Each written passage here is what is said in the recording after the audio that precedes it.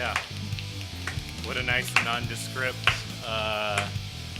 you know.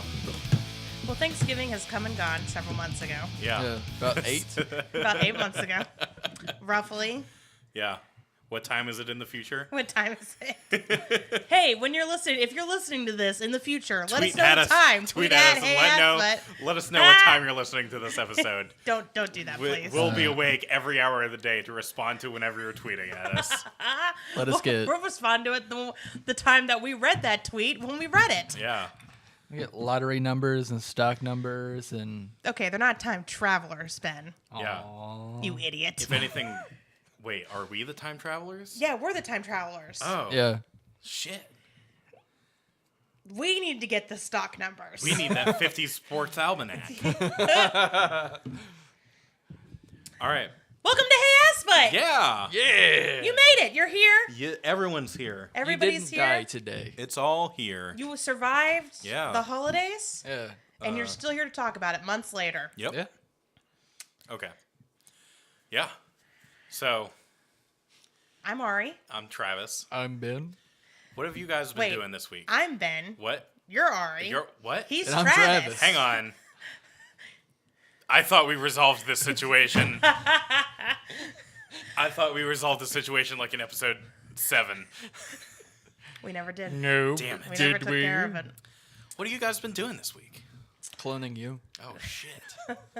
No wonder I'm missing most of my skin. Well, last week I didn't enjoy a meal with my family Nope. around some sort of holiday tradition. That definitely didn't happen. That definitely didn't happen. Definitely didn't make any birds. It was just a hot day or a hot week in Alabama. Yeah. Yep. Well, it was that. Yeah, because we record this in real time now. I can't even say that with a straight face. That'll never happen. Yeah. We're going to finish the show and still have like 80 episodes to release. Yeah. And everybody's going to be like, oh, are you guys not recording anymore? And we're going to be like, no, man, we No. finished Supernatural 10 years ago. Yeah. Stay tuned for a spin-off of podcast episode. Yeah. We're going to do Wayward Sisters next. That's the spinoff. As Or is it soon as it Wayward comes out. Daughters? It's one or the other. It's one or the other. It's a spinoff. And Yeah. I actually kind of want to watch it. Yeah. Okay. When it comes out, I'll probably check it out. Yeah. Because it's about lady hunters. Yeah. Hunters who are women. That sounds awesome. And it has one of my favorite characters who I can't talk about yet. Oh. Yeah. Because she hasn't appeared. Travis has not met them yet. No. Oh, Travis, you're going to love them, though. Yeah? Yeah. Yeah, from what I know about you, you're going to love them. Sweet. Yes. More than you love me. Or Ben. Not as much as me, though. I just said your name. I gotta tell you guys about some things that have been affecting my life recently. Are they Oreos? No. Steven. He's fine. Okay. The first thing is, hang on. Okay, yeah. The first thing is I've been playing Animal Crossing Pocket Camp for like a week straight. And I finally got to the point where I was like, maybe I shouldn't play this as much because I was trying to catch fish while I was driving. And like, if you don't know, playing Animal Crossing, catching fish in Animal Crossing is pretty involved. Like, you have to find a shadow in the water Yee. and then like click towards it and then wait for it to bring the bobber down and then tap. So I was doing that while I was driving and I was like, this might be dangerous. Is this game not about farming?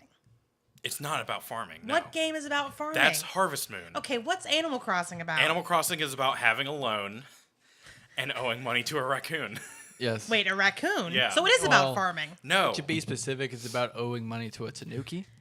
Yeah. Oh, tanukis are so basically, cute. Yeah. what They're Animal like raccoon dogs. what Yeah, Animal with Crossing giant is, balls. it's a slice of life simulator. Yeah. So you build a house, You don't build a house, you buy a house. you buy a house, and you have animals. The lore is you, the player character, have moved out of your hometown, Okay. away from your parents, and you are moving to a new city. You actually don't really know where you're going or where you're even going to stay. All right, that sounds like poor planning on the main character's part, but Exactly. continue. So you roll up and you're flat broke, and this very nice businessman who happens to be a tanuki, raccoon, gives you a house loan in exchange for working for him for a little bit and then paying off the rest of your loan as you see fit. But so do you don't farm. You don't own any animals. You don't own any animals. You live with the animals. The animals are your neighbors. So they're not misanthropic. They're anthropomorphic. More or less, yes. Okay. So there's You're the no only- farming in this game. The only thing close to farming is you can shake fruit off of trees and plant those fruits and grow more fruit trees. So it's a little bit about farming. Yes. I mean, if you want to play the game that way, yes. Okay. Like But there's normally no farming. Yeah. No, there's no farming like how you're thinking. Well, I was thinking that it was the farming game. No, you're thinking of Harvest Moon. Yeah. Okay. I don't like farming. But I've been playing a lot of that. I finished watching the anime Your Lie in April. You foolish fool. And Ari actually watched the last episode with me, and I was a fucking train wreck. He cried. I did He cry. cried real tears. I hate this show because it's beautiful and it's incredible, but it made me feel emotions in my robot heart. I thought you deleted What? those. I know. I thought I got them removed when I You got my thought you upgrades. Right-clicked, moved to trash, and then went to trash, clicked on trash, moved to empty trash, and then emptied the trash. I didn't know what to do with myself. I can tell you what to do. Haagen-Dazs. You What's embrace that feeling, Travis. Yeah? You feel those feelings, Travis. For those of you who don't know, Your don't Lie in like it. April is about this musician named Kosai, whose mom dies, and after that he has a breakdown. I'm giving a very rough. He has a breakdown and stops playing music for a while. Stops playing music because he can't hear the music. Like, he has a block. Yeah. And then he meets this girl who's a violinist, and he, she's like, opens beautiful. up again. Yeah. Yeah, she's basically a mixed manic pixie dream violinist, Mm-hmm. and she, helps him live again. But it is a really good. It's a really cute series. It's a great show. If you feel like being sad, Yes. definitely watch it. Watch it anyway. Yes. It's still like it's sad, but the ending's still like Cry, you monster! Yeah. Cry, damn it! the ending. The ending was actually very satisfying. Okay. So it wasn't just like so sad that everyone's inconsolable at the end. It leaves off in a little glimmer. Oh, so it's not like BoJack Horseman. Yeah, no. Yeah. Yeah, I'm trying to think of things that are sad that are just like sad. I don't know. BoJack Horseman, The Ranch. West Side Story. Uh, Right, The Ranch. yeah. It's Doesn't that. that star that young actor Bradley Cooper? No. Isn't he so cute? Bradley Cooper is so cute. He's in that movie where he plays a raccoon, Yeah. and he's so cute. Okay, sorry. I wanted to do an impersonation of Ben's mom. I've actually met Ben's mother, and that is 100% what she sounds like. So don't at me on that. It's like my mom was in the room with us right now. Oh you man. could close your you could close your eyes and be like, "Mama." But so Do you say Who's there? Mama? Do you say Mama, Ben? No. Do you say Mom? I say mom. You don't say Mommy. That's weird. No, that is weird. You know what I think is weird? what's that? What? Southern girls call their dads daddy. Oh yeah, and then, Like- then it gets super confusing if they Yeah. have that kink. Yeah. No, have y'all seen those memes of the like when she calls you daddy? Yeah. I saw one that was a text message exchange. It was like, sorry, I can't come over. My dad is here. And they were like, I thought you were single. And then they're just like, no, that's not what I mean, you fucking kinky asshole. I mean, look, I don't want to kink shame anybody here because I support whatever you want to do. Yeah. Go out and be your little kinky selves, you motherfuckers. Or daddy fuckers. But Yeah. the point is that Southern girls will call their dads daddy even into adulthood. And it is very weird to me. Yeah. Yeah. Like, it makes more sense from a kinky standpoint to call somebody daddy than your Yeah. actual father, unless you're a child. Like a little baby. Yeah. A little baby. So to And not a sex baby either. I mean a real baby. I mean like an adult baby, you know what I mean? Not that. revitalize myself after watching Your Lie in April, I watched Princess Jellyfish. Yes, Princess Jellyfish! And it was so good. So cute! I definitely recommend Princess Jellyfish. It's very cute. It's very relatable. All of those characters are all very real people that I've met in real life. Yep. Including the crossdresser. Yep. We all know one. Yeah. Yeah. Sometimes you are the one. Yeah. Yeah, sometimes you are. But yeah, like it was all very relatable and very cute and very fun. To go back to cross-dressing. Yeah. I truly hope that every person cross-dresses at least once in their life. Yeah. Because it's a very exciting experience It sometimes. is. And I mean seriously cross-dress. Don't just put on a dress and call yourself Nancy. I mean like cross-dress. You don't have to go all like RuPaul on this. Yeah. But You can. I mean, meet in the middle. yeah, I've low key cross dressed. Yeah. Because I've done a cross play. I think is what some people call it. Is I cosplayed Millie from Trigun. Who you might remember from our favorite characters episode. Yes. Yeah. But yeah, that was super fun. It was super fun to do, and I want to do it again. Yeah. So invite us to a convention. Travelers showed up dressed up as either Millie or Shizuru. Yes, that will happen. That wig is reusable. And I'll show up as myself. I will also show up as myself. Well, you guys Ben's are going to just show no up fun. dressed as a humpter. It's a humpster? What? No, what is a humpster? I Is meant that- what I said, Ben. I know what I said. What is a Humpter is is that where you fuck a monster to death?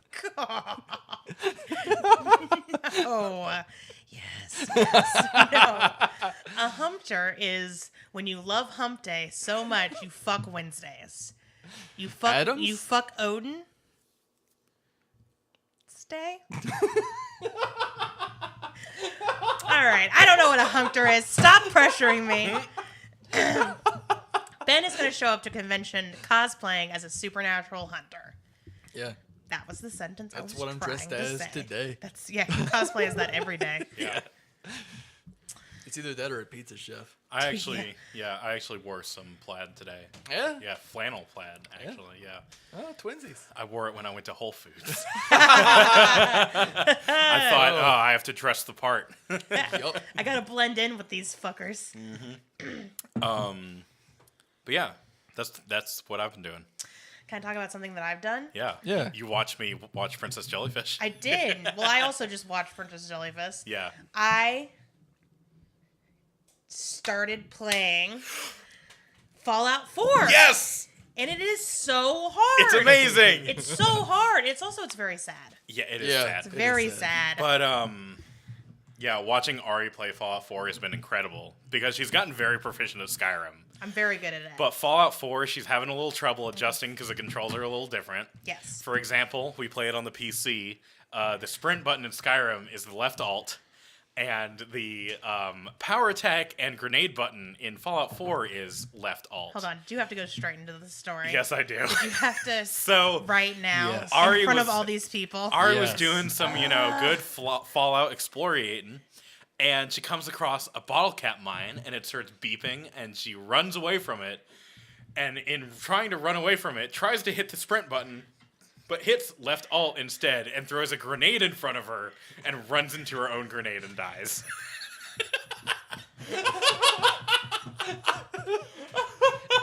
Stay tuned for our Let's Play channel.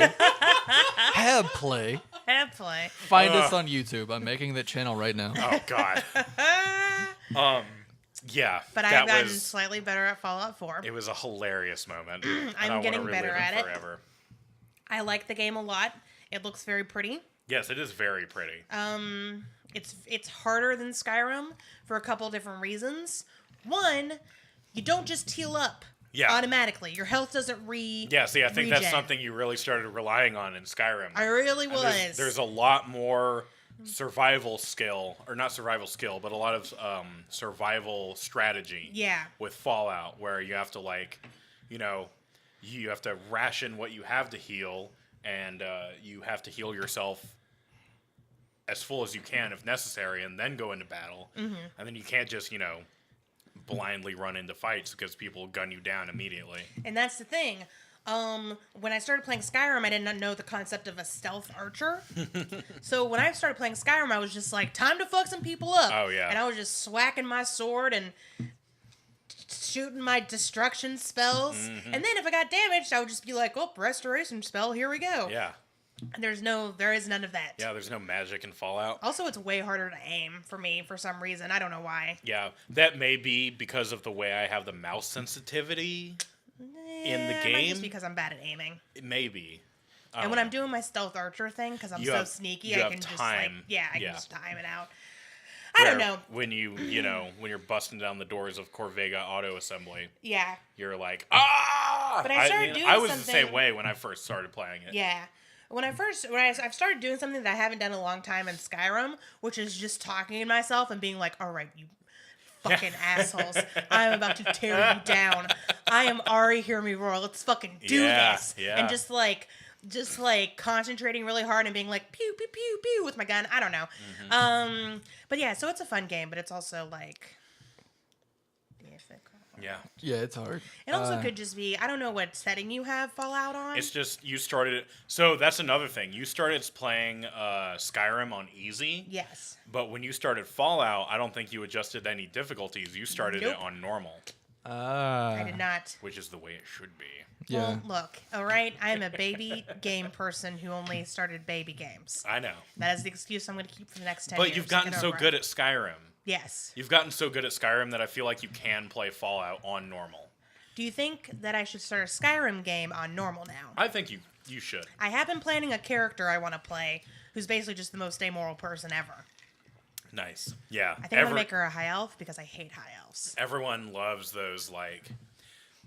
Everyone I know has, like, their good character, and not even just their good character, but, like, their character who will do good, but will also, like, do what is necessary. Yeah. Kind of their, like, neutral good character, and Yes. then everyone has their second file that is always just chaotic evil. Just murder people as you're meeting them, and just, I know you're important to the story, but fuck you. You know, stuff like that. The Joker, basically. Get banned from every town. Yeah. It's good. I only have one character. Yeah? And it's the second character. Ben's just like, I need something to represent my dark and evil soul. I mean, like, people play Mass Effect the same way. Everyone has their Paragon playthrough. Everyone has their Renegade playthrough. Renegade. Yeah. Just like sticks. Mm-hmm. But yeah, I don't know. I've never gotten to explore my dark side in anything other than writing. Now I get to kill people for fun. Yeah. Yeah. Isn't it like relaxing a little bit? Yeah. No. No, it's not. It's very stressful. Let's breeze past that question. This is where I'm like, oh, I'm a better person than both Travis and Ben. All right. I found something out about myself today.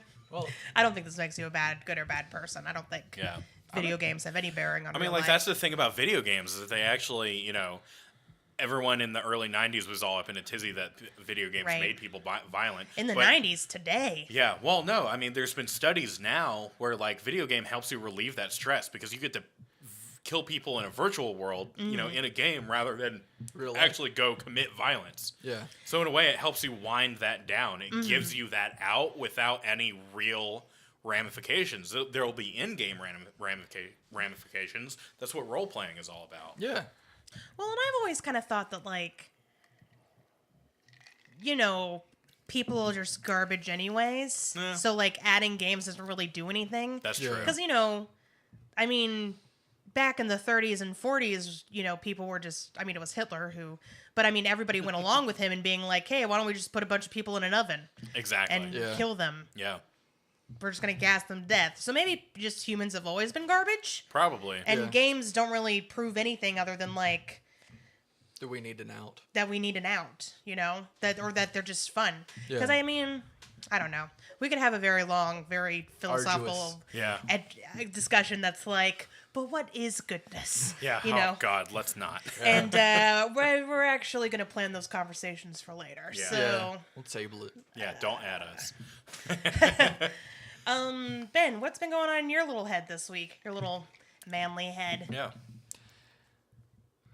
I've been playing Evil Within 2. Nice. Oh, Speaking of evil. Yeah. Within. No, because I was thinking, Wink. because the talk about, like, relieving stress. I find Skyrim and Fallout to be really stressful. Really? Yeah. Like, I enjoy them because I fucking love survival horror games. Mm-hmm. But open world, I find just the thought of doing everything. It's a little overbearing. It's a little overbearing. I do like something a little bit more straightforward. See, I was the same way for a long time. Yeah. And then I really started getting into like Fallout and Elder Scrolls and stuff like that. And it's less about it's less about doing everything and more about drawing your own line. See, I do like that because that's what I love in Skyrim, because I would do the same thing. I never did the main quest. Mm-hmm. I did the Thieves Guild, Dark Brotherhood. What was it? The magic one? Because the Labyrinthian, that's just fucking cool. The College of Winterhold. Yeah. Like, I would just do those, and they were fun. Mm-hmm. Like, that's really fucking cool. Fallout 4, it's just... Fallout 3 had an amazing story. New Vegas was even better. I just did not like the storytelling in Fallout. And the whole deal with, like Preston Lacey. I don't remember what the sheriff... Preston Garvey. Yeah. I don't know why I call him Preston Lacey. Yeah, his whole thing where he's like, we gotta save the whole Commonwealth. Yeah, and like there's a town that needs you. Mm-hmm. I'm good, buddy.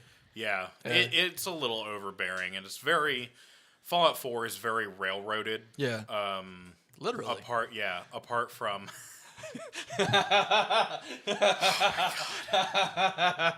Just wait till you get that joke. Yeah. All right. But the story, and that's what a lot of people's qualms with it is. The story is very railroaded. Yeah. Like, you have to do this, and then this, and then this. Yeah. And you can't skip around. There's no sequence breaking at all. Yeah. And everything is very like, go here, kill these people, okay. Yeah. Go here, kill these people, okay. And even in some of the major, like, in a lot of the major conflicts and a lot of the major, like, fights and stuff, in Fallout 3 and New Vegas, like, even for the big bad of the main quest, there is a way to end that conflict non-violently. Yep. And in Fallout 4, there is a conflict where you meet this person and your character is like dead set to kill them because they're like, all right, what's the last thing you want to say to me before we do this? And the 4 options are just 4 variations of fuck you. Yep. Yep. And you'll get there. And you'll know what I'm talking about. Well, I think I already do know what you're talking about because we've kind of talked about the plot to Fallout 4 before. Right. And here's the thing. It sounds like...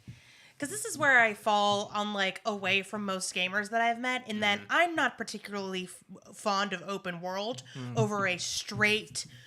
plotted story. Right. Yeah. Well, because as a kid, you played a lot of Zelda. Right. And one of my favorite games that I've watched has been BioShock Infinite, which has a ending that you can't, no matter what you do, you are always going to end up there. Yeah. It does, your choices in the game do not matter. It does not matter what kind of person you are. Right. That is the ending. That's kind of the theme of that game, though. Right. The reason, I mean, even the name BioShock Infinite kind of gets into that, you know? Yeah. It doesn't matter how many infinite universes you're in. And that's not a spoiler for the game. I'm just saying, like, you are going to end up at that time. Yeah.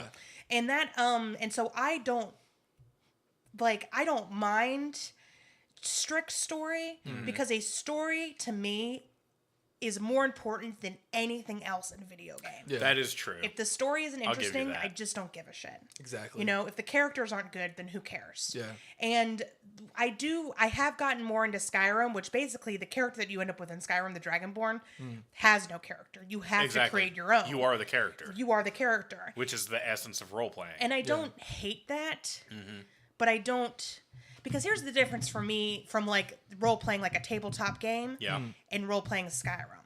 When I role-play a tabletop game, I can see the character I create do things and act out things because it's all in my imagination. Right. But because Skyrim has a bit of a script, I can't... It's not as free as, like, a tabletop game. That is true. You know what I mean? And that's just a thing that's almost inherent in video games. It's a limitation of the medium. Yeah. Absolutely. So that's not, a problem, but I just don't... When you tell me, like...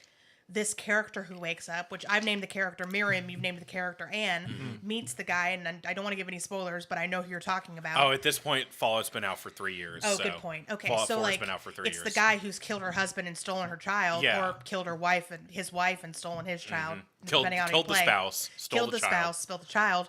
Like, of course that character wants to kill them. Yeah. She lives in an amoral world where, the ethics of the past have no meaning. Exactly. It doesn't make sense for her to do anything other than want to kill this guy. Yeah.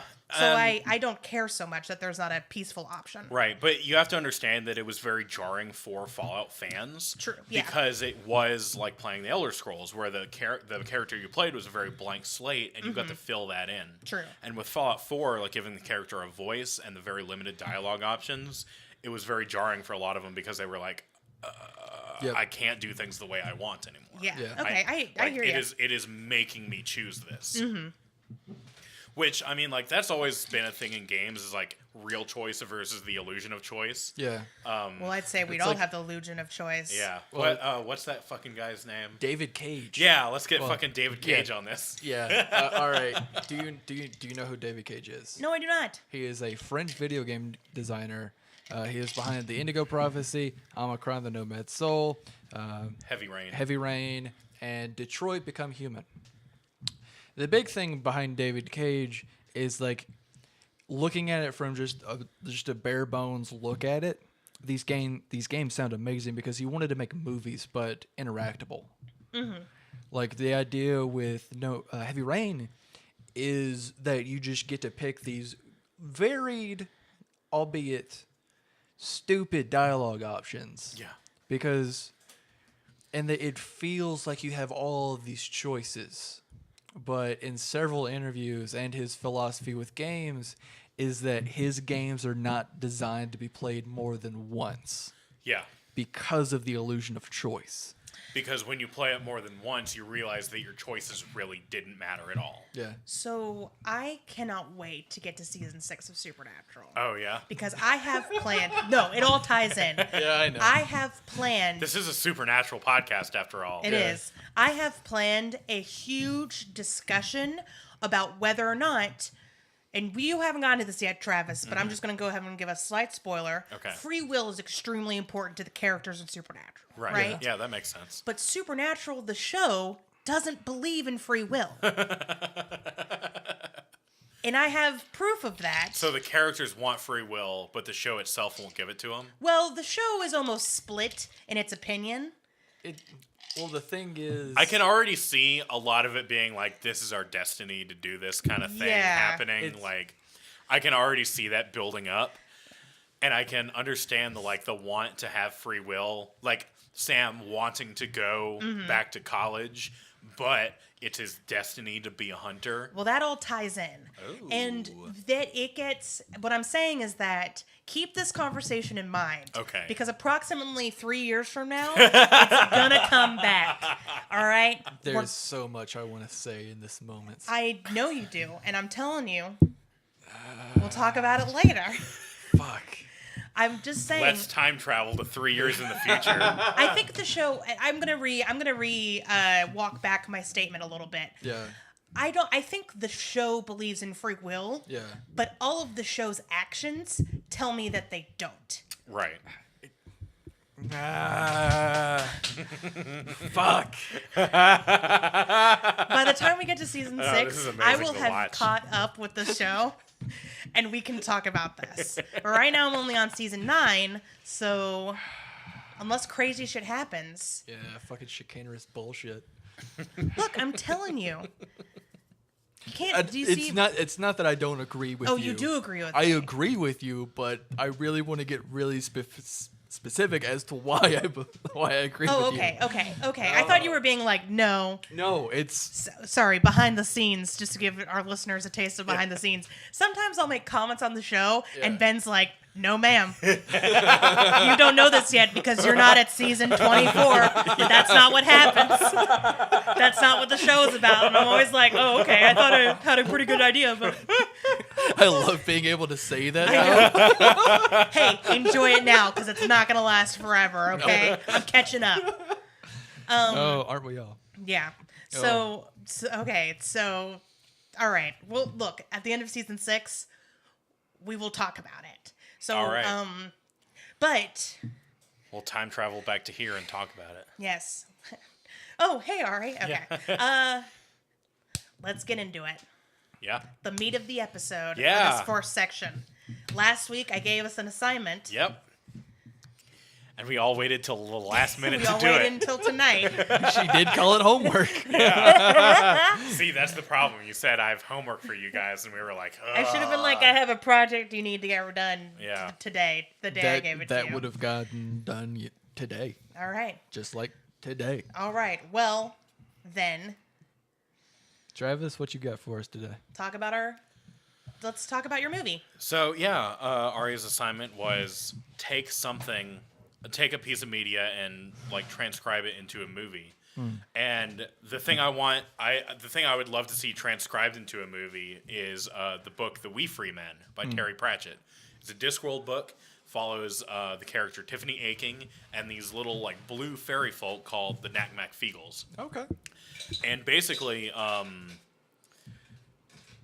it's a very, like, simple story. Yeah. Because the story of Tiffany Aching and the Knack-Mack Feagles, it's a very, like, for kids story. Like, Terry Pratchett specifically wrote it to be, like, a Discworld fairy tale. Okay. But so basically the movie would very simply follow the plot with a couple things out of order. Like the basic outline of it would be, it would open up and you would see Tiffany Aching with her like shepherd family. They're like a family of shepherds. It's her and her brother and her grandmother, and they're all they're doing like herding sheep and all that. And Tiffany's grandmother, Grandma Aching, is what that town would consider to be a witch, but she is more like a midwife, right? Where she helps animals and other people give birth. She kind of has like, medicine-ish things. She gives candy out to people and things. I don't know what else midwives do. But so helps with abortions. Yeah. They have a lot of wire coat hangers. Oh God. There are herbs that they use, Ben. But so Benjamin. They're called stairs. But so she's always kind of grown up with Come here, her. I'm gonna hit you. Lean over. Oh, it's like I'm at home. God. Oh my God. Travis, go on. But so she always kind of grew up seeing that her grandmother was the witch of the town in a sense. But Tiffany has always felt like she's been a little different. Yeah. The black sheep, if you will. Ayo. And people always talk about how she's daydreaming. And what it really is Tiffany can actually see magical things that other people cannot. Oh. Like, for instance, one day in the town, she sees some Knack-Mack Feagle running around. And she's like, oh, what's this? And the Knack-Mack Feagle, like, warn her about this other magical creature that's, like, living in the river. And then she, like, goes off and defeats it using her brother as bait. But so, and that's a whole thing. And so Tiffany discovers that she actually does see things that other people cannot. And all this culminates to her brother gets kidnapped. Her brother and another kid in town get kidnapped by the Queen of Fairies. And Tiffany, the Knack-Mack Feagle being the only other like magical things she knows about, she goes to them for help. Yeah. And with the help of the Knack-Mack Feagle, she defeats the Fairy Queen. And she like also becomes the leader of the Knack-Mack Feagle in the same time. And she's able to defeat the Fairy Queen because of memories of her grandmother and her heritage, and being able to tell herself that she is a strong person. She's not some like lazy daydreamer who sits around and stares at walls all day. She actually has the strength to be able to save her brother and things like that. So she's able to defeat the Fairy Queen, and then she finally goes home, and then at the end of the movie, it would be revealed to her that she is a literal witch, not like her grandmother, but an actual magical witch. And so that would set up into what would be a second movie with the Hatful of Sky movie, where she is basically in witch training. Okay. But yeah, so that's like the general outline. It had the themes of like It'd be very dreamy. There's a lot of like going in and out of dreams because that's how the Fairy Queen like controls people through their dreams. So there'd be a lot of like, you know, sort of think of what was that Robin Williams movie where he What was dreams may come. yeah. That's kind of what I had in mind, but a lot less boring. He's spinning in his grave. But everything's very everything's very like surreal looking when they're in the dreams. Everything's very surreal looking or cloudy or, you know, everything's like a certain gradient. The audience will be like, this is a dream. Exactly. Yeah. And if I really wanted to piss everyone off, she'd just wake up and be like, it was a dream the whole time. Oh, Don't do everything's that to me. everything's Yeah. in black and white. And she's like, you were there and you were there. Yeah. But yeah, and actually, while I was re-looking up the plot synopsis for the book, because it's been a while since I read it, Yeah. I actually saw at the bottom of the Wikipedia page that back in 2006, Sony Entertainment got the rights to that book, and they were going to do a movie about it. And Terry Pratchett read the script, and he was like, "This is garbage. This is just terrible. This isn't even like the We Free Men anymore. It's just bullshit." Damn. And then Sounds about right, Sony. yeah.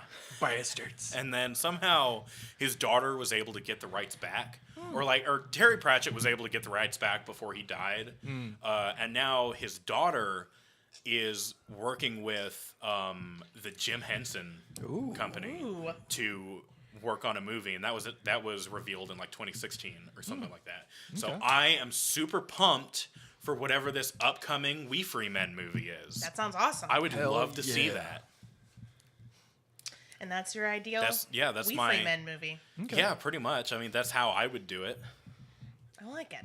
Yeah. So, like, you know, with the big themes of like dreaming and strength and heritage and that kind of stuff. Any ideas who you would cast as Tiffany Aching? I did not put any thought into that No, that's totally fine. because I've just now 10 seconds ago decided who I want to be the main character in my movie. I feel like Tiffany Aching in the book she's supposed to be like 9 or 10, Right. but I feel like she could really be any age. Yeah. Because yeah. it's not so much a coming of age story; it's more like a self-discovery story. Yeah. So I don't know. I Maybe take it. I like it. maybe cast a kid from Stranger Things as her younger brother. Who knows? It's a go-to move. I dig it. Or any of the kids in the Losers Club Yeah. from It. Yeah. One of whom was in Stranger Things. Yeah, I was Yep. gonna say. But the rest two weren't. I dig it. I like it. I've read the Tiffany Aching books, and that's pretty much how I'd want a movie to go to. Exactly. And like the way I describe some things, like in the movie, they would be out of order from the book because she actually finds out very early on in the book that she is a witch. But I just feel like that would give it a lot more dramatic satisfaction when she finds out at the end. Like she goes through this whole fantastical adventure, and then it's like, this happened because you're a witch. That would be cool. It would be cool. It'd be like if Harry Potter found out he was a wizard at the end of the first book. Wouldn't make any sense, but okay. Yeah, you're right. He's just been this muggle in this fucking weird ass school for. Why was Yeah. I allowed to come here if I'm not a wizard? Well, Harry, I'm going to sacrifice The you. first in a war. book would just have been Harry Potter growing up with the Dursleys and then meeting Hagrid at the very end. Which, how terrifying and boring would that be? Hagrid, you were supposed to come get me You'd have 20 chapters ago. Yeah. You'd have to get what's his name from what's that actor that puts Helena Bonham Carter and everything? Tim Curry. Tim Burton? Tim Burton. Oh, Tim Burton. You'd have to get him Director. to make that movie. Oh, Yeah. Oh, that would be interesting. yeah. Yeah. Harry Potter through the eyes of Tim Burton. It's almost too terrifying to Oh, God. see. Yeah. I'd watch it. Let's move away from this thought. Ari or Hey, Ben? I'm- Who goes first? My name is Ben. Okay. Do you want to go? Do you want to go? I'll go. Okay. My idea is Tim Burton making Harry Yeah. Potter. Shut the fuck up, Ben. No, that's not it. It's I gave it a lot of thought. I thought I would go with a video game movie because, of course, Yes. I thought Resident Evil, but like I said, I started looking at this yesterday. So I decided to go with a game from my childhood. I thought about Spyro the Dragon. That would be That awesome. would be cool. It would be cool, but here's the problem with it. What's that? there's like 30 minutes of plot in each game. Yeah. There's nothing to carry a So full you movie. would put all the games together and make one movie. It wouldn't work though, and so I decided to skip it because There's 3 games, right? Well, if there's 30 minutes of plot in each game, you got 90 minutes as a feature-length film. Boom.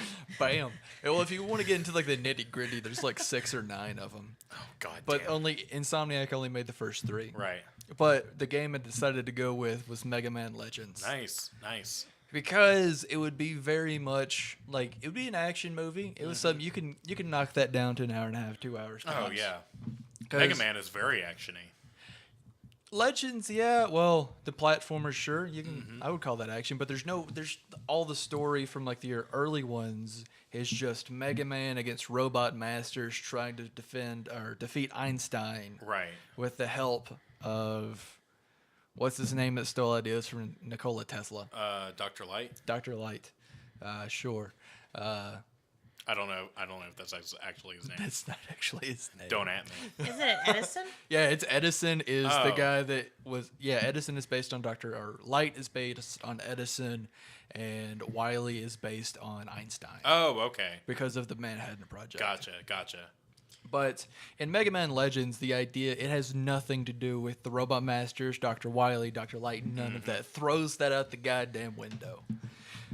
The game cold opens with like a narrator talking about how the world is covered in water, and there's these islands all over the place, and you see this little weird like spaceship flying through the sky, coming up upon this like pole-looking tower in the middle of the ocean, talking about how you have your normal people who live on the islands. They live their life like normal, like in like a village kind of construct. But then you have these people that travel from island to island to like these ancient places, and they call them diggers. Like they're like what we would think of as I can't think of the word. What Indiana Jones was. An architect? Archaeologist. Archaeologist, yeah. There we go. But yeah, it's like that, only they're digging, trying to find the mother lode, which is this fabled treasure that no one knows exactly what it is, but it's just supposed to be a lot of it.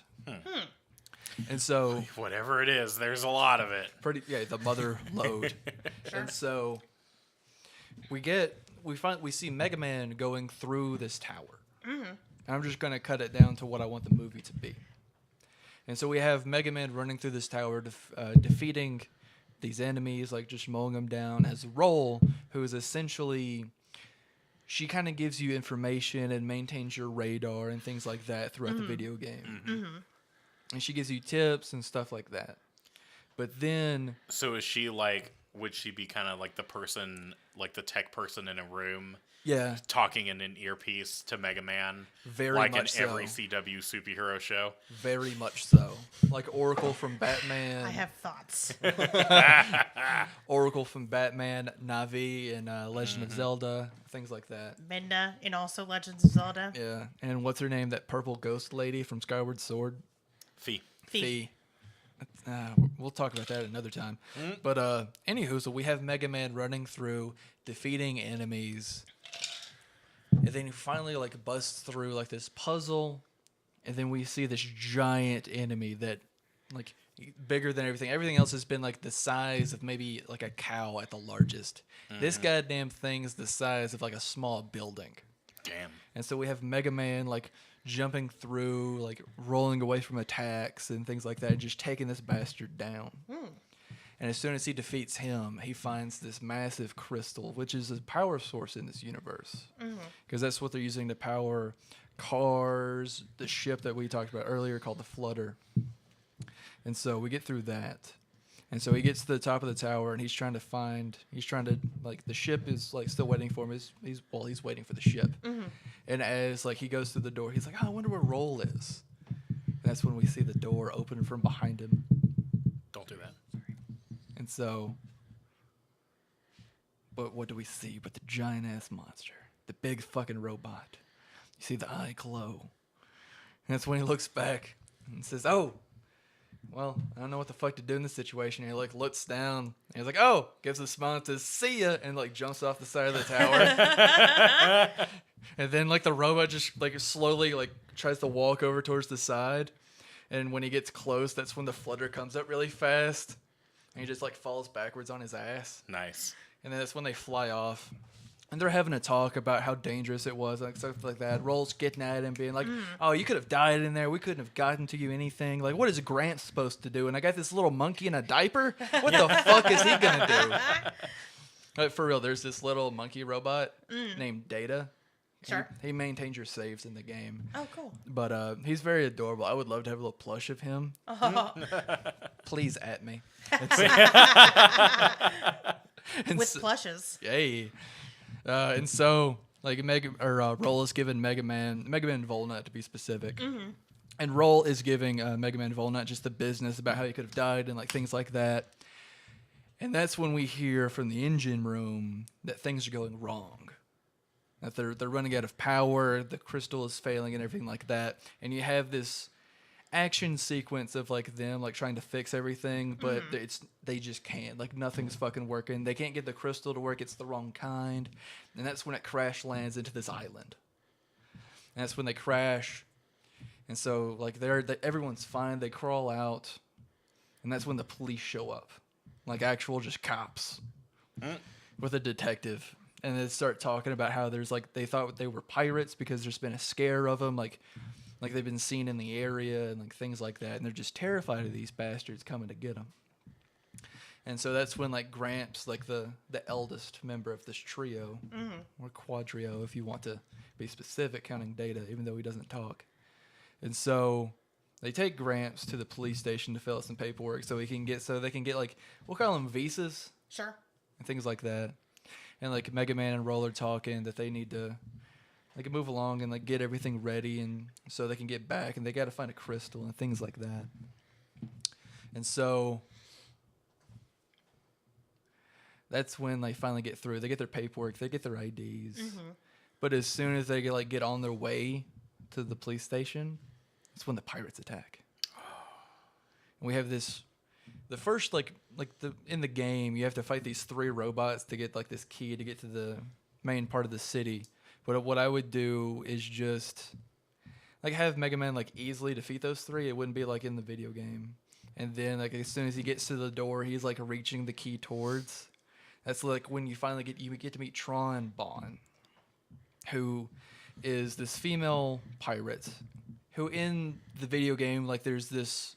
They try to ship them a little bit because they try to show that Tron finds Mega Man cute, but it just goes the fuck over Mega Man's head because he's a robot. Sure. He has no idea what flirting is. And it just flies over his head, and it's adorable.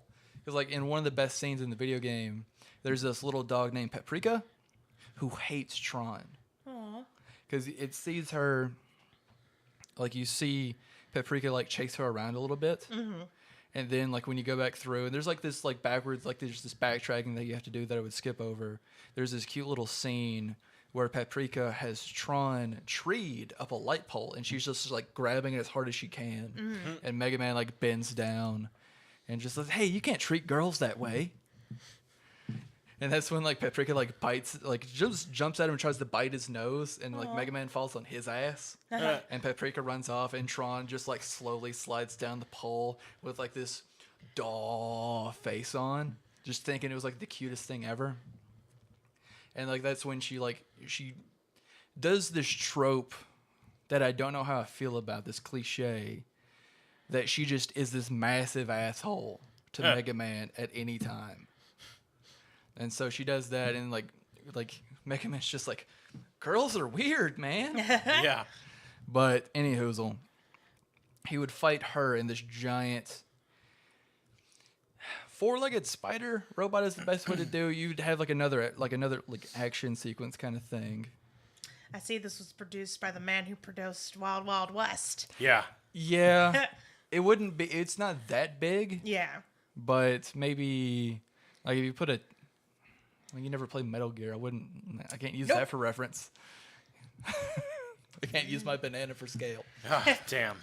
But no, basically the whole thing is Mega Man and Roll and Gramps racing the bonds throughout this island, trying to unlock because there's this old folktale amongst this island people that the mother lode is there, but none of them have been able to be brave enough and have like the weaponry to go through these ancient caverns underneath.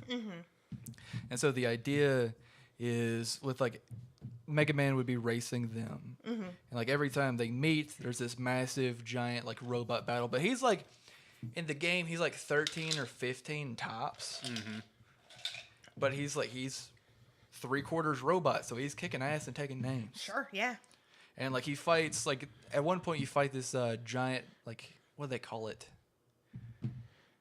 It's pretty much like the size of like a 3-story building, and you have to climb on top of it and blow it up from the inside. And I really think that would be a cool like a Mission Impossible kind of sequence.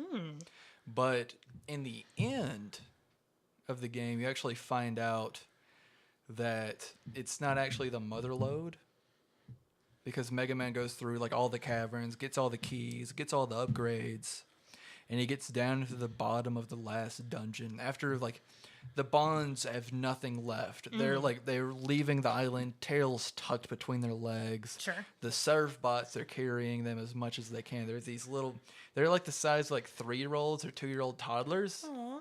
And they're adorable. Let me pull up one for you. And so Mega Man is going down through this last dungeon, and he gets to the very bottom of it, and like he hears like, there you go.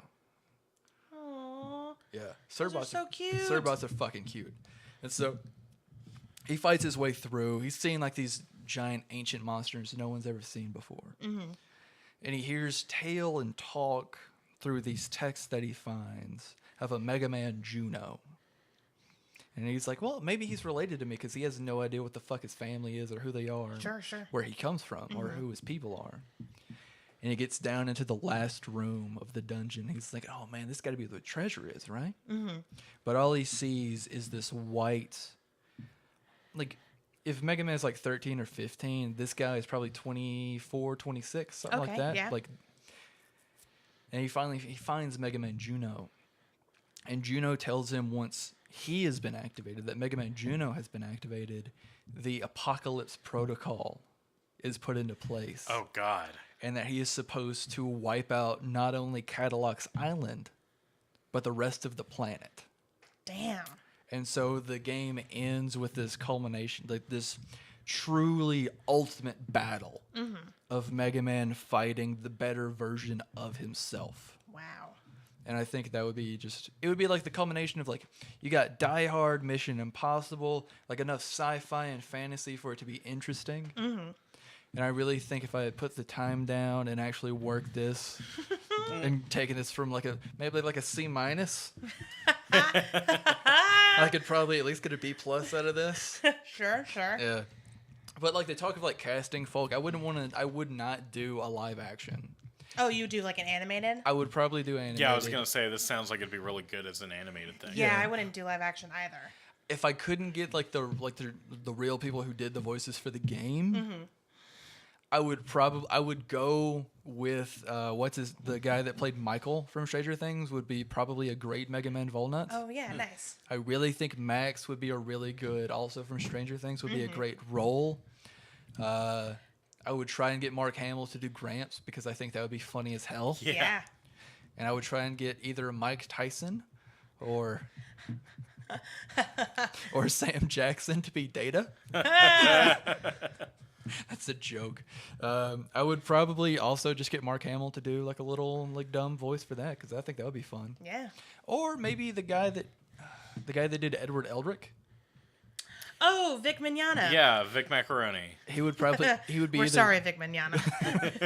We apologize for Travis. Hasta mañana, Mr. Vic. Hasta mañana, Vic Mignogna. Vic Mignogna. But you have to look at how his name is spelled. Okay, look up Edward Elric Funimation voice. Yeah. And you're gonna be like, what the fuck? Just Google Vic Vienna sausage. But honestly, I would First thing that comes up. I would probably just let like Funimation get the voices. That would probably be the best thing to do. I don't know people's names. Sure. I'm just better at bullshitting a story Get Justin together. Cook. Get Justin Cook on this. Yeah. Get him on this. Yeah, but I just think it's a really cool. It would be a great culmination of like stories that I like. I can dig it. Yeah. Okay, even though it's like long-winded and bullshit. No, you're fine. Okay. I liked it. Thank you very I much. would watch that. I would try to. Would you be the director that can't watch his own work? That's another conversation entirely. What you got for us, Mrs. Kobler? Okay, so I kind of went in the opposite direction of you guys, where Yeah. both of you guys chose properties that you love and know really well. I did not. Yeah. Ballsy move. I went with Warcraft Yeah. because I got dragged to that movie by a friend of mine, Yeah. and it is a garbage pile of horseshit. I'm talking like World of Warcraft stuff. Yes, the Warcraft movie that came out a couple of years ago. Okay.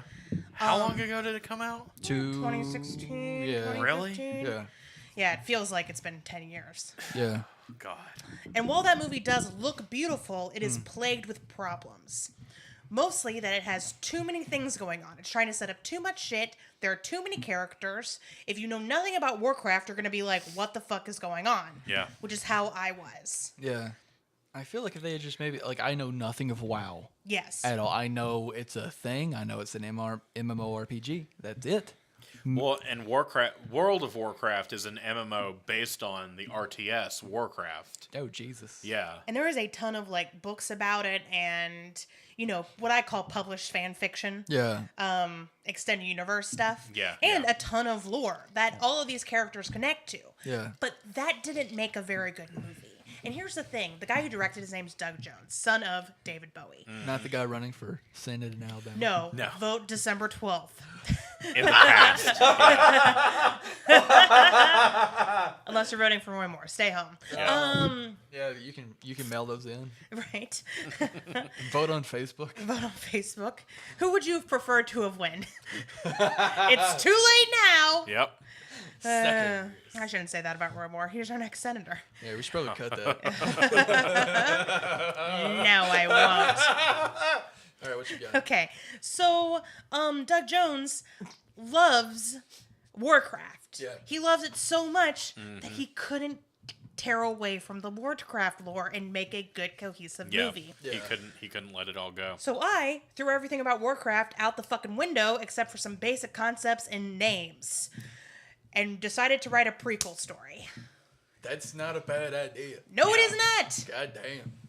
So, it's set in the Orc land, which is named Drano, and the Orc world... Drano? I don't know what it's a very... Look, I looked at these names for like an hour today, and I was just like, I don't know how to pronounce any of these, okay? It's going to be just as bad as when I was talking about Zoroastrianism, all right? Yeah. Get used to it. So, that land is in some peril. Yeah. And our main character, Doran, doesn't really know why. He is middle-aged. He's just gotten married to a beautiful orc lady named Daka, who he loves very much. And she is a fucking badass, as is he. He's the son of the chieftain of his clan, called the Frostwolf clan. And he's getting some cold feet. His dad's getting up in age. He's not sure he wants to be chieftain. Don't get me wrong. He's quite a capable young orc. Yeah. He's beloved by everybody in the clan. He's basically their poster child. He can kick some ass, take some names, make some cool orc shit. He's a real fucking badass. Yeah. He's also friends with, and this is where I start deviating from Warcraft lore, the current shaman of the land. Now, the shaman of the land also has a name. Could not pronounce that either, so I'm going to call him Bob. Sweet. All right? Now, the shaman, he's way, way, way above in status to Durakan, right? Yeah. Or Duraran. He is the shaman for all the chiefs, like the chief clans God damn. of the orc area. And basically, it's his job to, like, commune with the orc gods and make sure that the good things are happening. And bad things are happening in the state of Orcland. All right? Particularly... The environment seems to be getting destroyed. I mean, just what used to be beautiful orc vistas are now just burned out, unlivable garbage places. Yeah.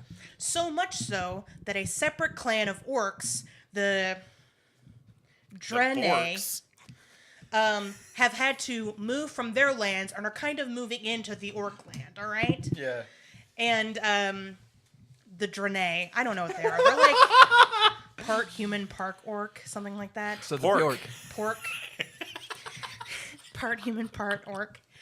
Can this whole movie just be cast by a bunch of people doing Swedish Chef impressions? and the music Oh, will no. be done by Bjork. Yeah. I do want Ron Erlman to play Duraran. Oh, okay. That's my ideal casting. I want Daka to be played by, or Draka is her name, excuse me. I don't know who I want Draka to be played by. I vote between my favorite actress of all time. Can't remember the name of my favorite actress What of was all she time. in? Okay. Carol. She's just in the new Thor movie as the Hela. Oh, yeah. She was in Queen Elizabeth 1s and 2s. She's Australian. Whatever, she's beautiful. She's fucking beautiful. I'm gonna look her up real quick. Not Kate Beckinsale? No, So, not Kate Beckinsale. my question about your casting is, who would be Mark Pellegrino? Mark Pellegrino isn't in this movie. Are you sure? You're I'm not casting him. You're making this movie, so I'm pretty sure you would cast Mark Pellegrino in Kate something. Blanchett. Oh, Kate Blanchett's yeah, her name. yeah. I knew it was Kate something. Yeah. So I cast Kate as Draka. She's a fucking badass. She Is has there a beautiful character voice. that dies and comes back as a hallucination? No, that doesn't happen. All right, well, you got to get There's Mark. no rule for You Mark. gotta There's no get room Mark. for Mark No. Pellegrino. Yeah. Well, you got to put him in there somewhere. No. All right, fine. He can be the best friend. No, she's going to get Mark LaCroix. Oh, okay. Stop making fun of me. I'm just kidding. So the shaman, Bob, he and Duraran were friends. Duraran went more of the like fighty, blacksmithy type, good leader role path to go down, and the shaman Bob went down the learning the dark arts type, and he has discovered this well of magic that he is kind of worried about. It might be causing all of the bad stuff that's happening in Orkland, and also why the Draenei's lands have been destroyed and why they've had to kind of move into and then been subsequently enslaved by the orcs. It might be causing that, but it's so damn tempting. He just wants to take his face and he wants to stick it into that well of magic and he wants to absorb all that magic. Could you call them corks hasn't for done it cool yet. orcs? We'll call them corks. Okay. The Draenei, those are now corks. Okay, and then what are the borks? the orcs, those are just orcs. Oh, and then the porks? The porks are pigs. Oh, okay. They're not in this world. With the Torques. Okay, that's to do with cars. What about Thank you. No, but what about the morks? I will say what you were talking about a second ago sounds like a real Mark tonic water move.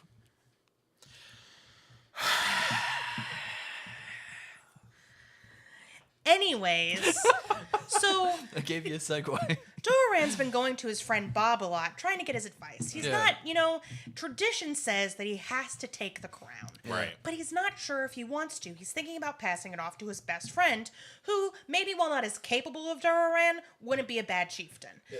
He knows his father will disappoint him, but he just wants to go and make orc babies with Draka and not have that much responsibility. Bob is getting more and more freaked out by this magic. I mean, his story in the movie is really seeing him descend into insanity and his lust for power. Ooh. And so he is like, I don't have time to talk about this. You're bothering me. Duraran, if you're so don't want to be with your tribe, I have a job for you. Go figure out what the fuck is going on in Orkland. So they send Duraran and his best friend, Ogrim, and his wife, Draka, who he was like, stay home and be a good orc wife. And Draka was like, fuck you, and came along anyways. Draka was like, look, man, you're going to fucking need me, all right? You guys are basically giant orc babies, and you'll get lost in the wilderness. Mm-hmm. Bunch of orc bitches. Yes, and her armor, by the way, in the movie, she was in, like, normal clothes, and, I mean, they were, like, sexy lady orc clothes, I guess. I don't know. She's got some, like, plated badass armor. I mean, she is dressed to go kill a fucking orc dragon. Yes, she could Dwark. A dwark. She could take a bitch down, right? And this armor was made to her has been passed down through her maternal line. Oh, so dang. she has just come from a long line of warriors, right? So you've got Duraran, who's the leader. Draka, who's like the I will take a bitch down, right? You gotta stop, man. You gotta let me get through this. And then you've got Ogrim, who's the comic relief. Yeah. And he says in like funny stuff like, that's a wappa, shit like that. I don't know. Somebody write jokes other than me. You got jokes right here. He's the guy that Yeah. keeps saying Torques, Borgs, Yorks, Jorks, and Morks. That aren't puns. So they're traveling through Orkland, which is something that I really missed in the Warcraft movie. Mm-hmm.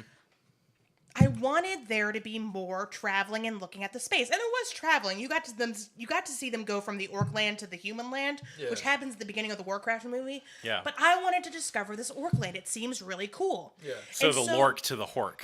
Yes. So they're traveling around. They're fighting things. You know, you get a bunch of I imagine one scene where they're fighting a Cyclops. Okay. And it's it's basically like the Odyssey except with orcs. Yeah. The Orcacy. No, the orc.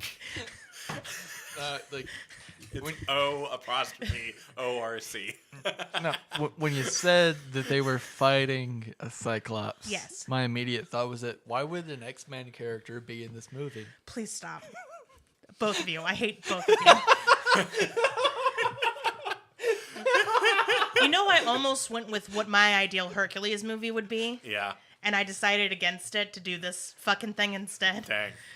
So we see them fight a Cyclops, and basically there's this like struggle between doing things the traditional orc way, or going a more progressive route, which is like Orc.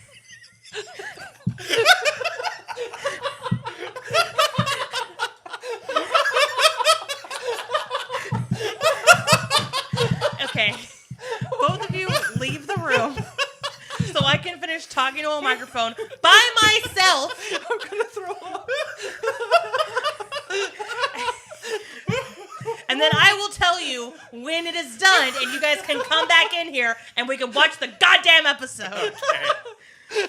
I promise to behave. Thank you, Ben. I don't. God damn it. Okay. I'm almost fucking done. Okay. I'm sorry. So back with Bob. Uh-huh. We see him like studying magic, and he brings the guy who taught him magic, the orc who taught him everything he knows. He brings that orc in to be like, what's going on with this well of magic? And that orc is like, oh, this is some bad shit right there. We need to tell people about this. We need to let anybody know. And Bob's like, I'm sorry, trusted guy. I can't let you do that. And he kills his mentor. Damn. Because he wants that well of magic to himself so bad. Can't believe he killed his morgue. I knew it.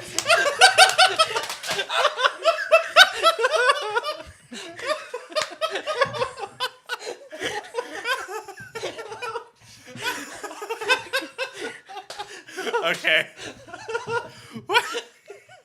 All right. What happens after that? Okay.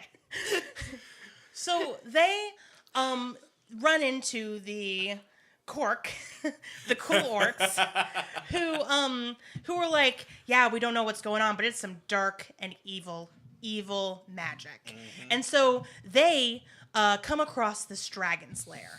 And this dragon's lair looks sickly. I mean, the magic that is affecting the rest of Orkland is really affecting this dragon. Dang. Right? And there's like green puddles of goop everywhere. It looks horrific. Yeah. Right?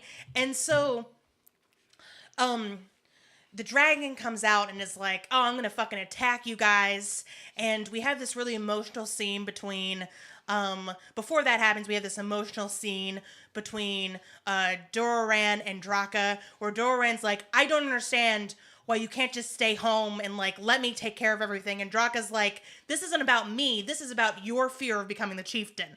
You're afraid you're going to fail as a leader, but you need to look around and see that you've already led us to this point and you're about to save Orkland and it's going to be okay. Dang. And also I'm pregnant. And Doran's like, what the fuck? Okay, I'm going to be a dad. Let's wrap this shit up. Nice. So they have one last epic battle with this dragon. They kill the dragon. They're like, he must have been causing all this magic nonsense. We've saved Orkland. So they get back. Doran's father is dying. He sees his father on his deathbed and he's like, hey, I'm so sorry that I've been arguing with you. I want you to know that I'm going to be the son you wanted me to be. The Sork you've always wanted. And I'm going to be the chieftain of the Frost Wolf clan. And his father's like, oh my God, I'm so happy. Thank you so much. I know you're going to do great things for our clan. And then it gets really dark outside. and his father's body gets overtaken by this green, crazy magic.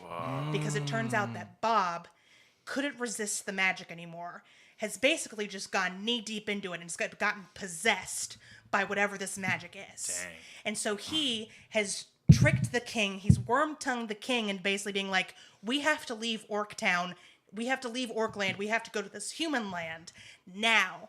And the king's like, how do you know about this human land, Bob? What's going on? And Bob's like, I've been studying about this for a long time. I've got this. So he's had captured these Korks, the cool orcs, and is basically going to use their souls to open a portal to human land. Dang. And he's like, I can have this ready in a couple of months. And so the movie ends with Duran being like, I haven't stopped the evil, Bob being fully possessed by the evil magic, and Draka and Duran are trying to lead their clan into a place where they can survive. Wow. And that's the end of the movie. So that's a prequel. That would be a prequel to what actually happens in the Warcraft movie? Yes. Okay. The Warcraft movie opens with the orcs leaving Orkland and going to human land. Gotcha. Okay. And then there's like a fight between the orcs and humans. Of course. And it deals with themes of like tradition versus progressivism, and like, because Duran's conflict is it's tradition that I Become the chief. become the chief, but I don't want to. And then also he learns like different ways to handle things that aren't traditional orc ways. But then also we have the outer conflict of, do the orcs stay at their homeland or do they leave to save themselves? So, and then also like responsibility and refugeeism. Yeah. And that's the movie. Cool. I dig it. Thank you. I thought you were going to say Draka was going to have an abortion. Not this time. I'd give that a 4.5 storks out of stork.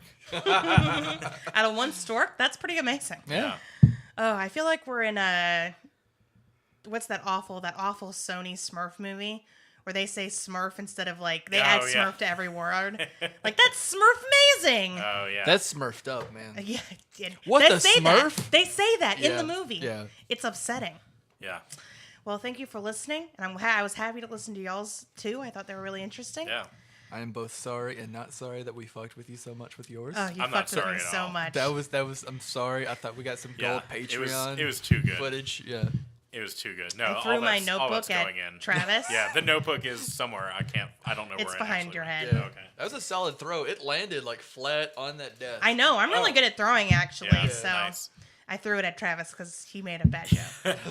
I forgot what you said, but it was You worth said throwing something at you. You were about to finish the sentence tradition versus progressivism, and I said Schwark. I'm gonna take you down. Okay. I know where you sleep, but I'm not sleeping tonight. You son of a Oh bitch. shit. All right, Travis. This week's episode is called Provenance. Providence. What's it about? Sam and Dean go to Rhode Island. Oh, did they meet the Griffins? Nope, that's it. Hold on, it's not Providence. It's Provenance. Oh, Provenance. Yes. I'm sorry. They go to in between Huntsville and Madison. And that was a really local joke. That was very local. That joke was so down the street. It was down the street. It was right up Highway 72. Yep. Actually, does anyone know what Provenance means? Provenance? Provenance. No. It has to do with what you're about to tell Hey, me from Siri. your phones. God damn it, Travis. Okay, Google. Provenance is the Provenance. hold on. Provenance, from the French word provenir, to come from / forth, is the chronology of ownership, custody, or location of a historical object. Oh, okay. Well, that makes sense. Nice. All right. Well, Sam and Dean either go to Rhode Island or just outside of Huntsville, right before Madison. Yeah. Let's figure this shit out, guys. Yeah. Let's do it. Ba-dum, boom.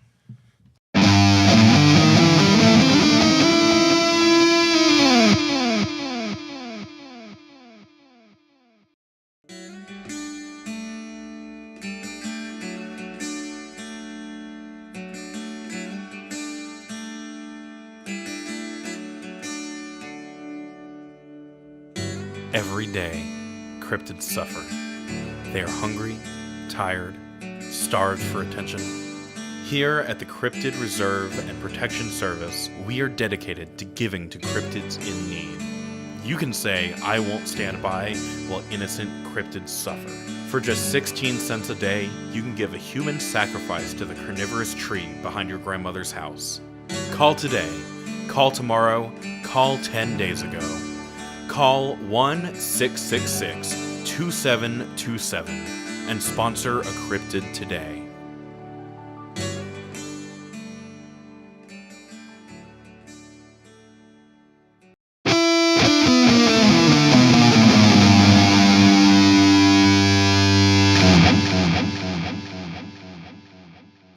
Welcome back to Hey Assbutt. Welcome. Hey. I hope you enjoyed your little break. Yeah. Perhaps you did what we did and got some orange rolls. Yeah, they were delicious. Or perhaps you just sat here and waited for the music to be over. Yeah, I mean, that's generally what happens. Who knows? You probably listened to a funny sketch. Yeah. Maybe. Now there has to be a sketch. Yeah, in this episode. not a sketch that I've written yet. I mean, it could just be another cryptid commercial. That's true. I am thinking about doing a body switching sketch. Yeah. Writing that out. So, mostly because I want to see Ben try to affect my voice. Yeah. What would that even sound like? Ben, can you try? No. I didn't think so. Because you suck. I bet I could sound like Ben. Yeah, I bet I can sound like you too. I don't sound anything like that. Oh my god. My impression of you would just be you doing your Deborah voice. I don't sound like that. Oh my god. Whatever. It's fine. Oh my god. Jesus. Shut up. My Right. Deborah voice. All right. Okay, sorry. That's All right. super annoying. Yeah, we're done with that. Today we're going to talk about a voice that's not annoying at all. It's very melodious, actually. Yeah. So let's get to it. What's this episode called? This episode is called Provenance. Okay, sounds like Smooth. Travis is doing the remix. Remix. Singing one else smell Provenance. toast. Provenance. Provenance. Provenance. Not Provenance. Not Provenance. Not Wait, Provenance. Promenade? Promenade. Not Do-si-do. Not a Promenade. Provolone. not a lemonade. Post Malone. Okay. Home Alone. Postman. All right. Not to be confused with letters. Kurt. Oh God, no! We're not gonna start. We're not gonna start playing Not to Be Confused with. We're not going to bring back Not to be confused with. That's one of my favorite games. Not right now. Okay, we'll play it later. We'll explain it later for Yeah. the listeners. It's a great game. It is fun. It's a fun time. Not to be confused with Watch. All right, so Provenance. Ben, it's your turn. No, I did the last one. Did? Yeah, you did. Excuse me. I Yeah. did the last one. No, Yes. Ben did one recently. He did do one recently. Travis, it's your turn. All right. I just know it's not my turn, and I know if it's not Ben's turn, it's Travis's turn. It's definitely not Ducky's turn because she can't speak English. Yeah, she's too so she busy. tries her darndest. She's too busy being a cat loaf. She's too busy being a Completely kitty. literate in Espanol, though. Yes. Oh, yeah. No, actually, she Ducky speaks French. Fluent Spanish She speaks. and like high And school she grade speaks, French. Yes. quite a bit of French. She could actually have a really enthralling conversation with a 3-year-old. Ducky's She'd be like, "Tu Duck- es âge? Ducky's Quelle catchphrase. a-t-il? Her catchphrase is "j'accuse." Ou la vache?" Omelette du fromage. All right, I know you're talking about me. What? Stop No, talking it's about me. No, Ducky has that face where she just looks like she's saying "j'accuse" all the time. She also says, "S'il vous plaît, Travis, stop talking shit about me." Yeah. God, is that how you say it in French? That's pretty much a perfect French translation. Wow. She also can say, "Il était toi, petit enfant, de son nègre ne vos chance." Hey, Ducky, I'm going to tell you a French joke. Okay. A baguette in a butt and it's a pain in the ass.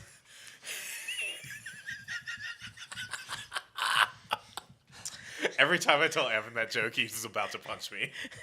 He's just like... That's because all of France is crying. The entirety of the French nation is just like in tears Yeah. over that joke. I didn't write that joke. That's like a street joke I saw on You know, Tumblr. it's appropriate we're talking about French. Yeah.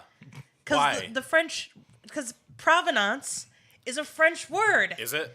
It comes from the French, provière. Oh. Is that explained in the episode? No. I was too busy using orange rolls. I looked it up on Wikipedia. Okay. Oh, that's right. That's why we know that. Yeah. Okay, so this episode, cold open with some people getting murdered. Yep. Dude is just like ready to have, I guess, sexy times with his lady, and then she's like dead, which is rude. I mean, not a shocker, but because it's a supernatural opening. Also, what has it come to that women today have to pretend to be dead to not have sex with their husbands? Yeah. I'm ready for a time when we can just say no. It's gotta be one hell of a headache. Oh man! But so he A finds. Ache. Oh god! He finds his wife dead. Then he dies, and then Sam and Dean are like in a bar, and Dean is doing his thing and like smooching on the ladies. What was it playing like a... What kind of music was playing? Oh, mid-tempo music was playing. Mid-tempo music Yeah, was playing. it wasn't rock music plays. Yeah, it it wasn't said rock music. mid-tempo music plays. Yeah, Yeah. they didn't want to say easy listening. Uh-huh. They didn't say music to fuck to was playing. They didn't say Marvin Gaye because Hey. Marvin Gaye wasn't Yeah. playing. It's But too so, expensive. Yeah. but so Sam is reading these newspapers, and he's found this murder, and he's noticing that it's matching up with something in Dad's notebook. And he's trying to get Sam like, hey, Sam, or he's like, hey, Dean, check this out. And Dean is like, yeah, but I'm going to go fuck first. Yeah. And that's basically what happens. And so they go to somewhere in upstate New York and investigate this murder scene. And they're like, oh, the house is empty. So it takes them to this estate sale, this like silent auction estate sale. And this thing happens that I love. It's when there's somebody who's out of place at a rich person's party, and he just keeps eating everything that comes across him. Yes. I love that. That is one of my favorite things because I relate to it a lot. Just like, hey, oh, you got a platter of food? Let me get that. I need the champagne, Jeeves. Yes. Come on, Shuckles. Yes. Listen here, Benjamin. Okay, I couldn't come up with a fake name. But so Bring me some wine. So they see the painting, and Sam starts like checking it out, and he starts talking with this very beautiful woman about it, like crazy beautiful, probably like the most beautiful woman we've ever seen in this show, besides Sam's hair Or ever. or ever. She was very attractive, She was a beautiful lady. and her name is Sarah Blake, who I'm not sure if that's like her full name or her last name or. That's her last name. Okay. Yeah. Because it was the Blake Estate House. Yeah, I was like, way to have two first names. Mm-hmm. But so they start talking about like the history of the painting, and they start talking about the history of the painting and all that kind of stuff, and they kind of hit it off, and it's nice. And then they go back to their motel, which is amazing. It's just the best motel. We'll talk about it in a minute. And Sam and like Dean starts talking about, oh, you really hit it off with that lady, huh? Master Smooth over there. Master Smooth. Oh, and Sarah wants the D. Yeah. Bad. And not then Dean. They have The a talk S. about, Dean thinks Sam should be slinging more dick just so he can, get laid and be a little more relaxed. Yeah, he's got to chillax. But where does it go from there? I was honestly I was eating an orange roll for most of this episode. I don't remember. This is going to be That's a great solid conversation. excuse.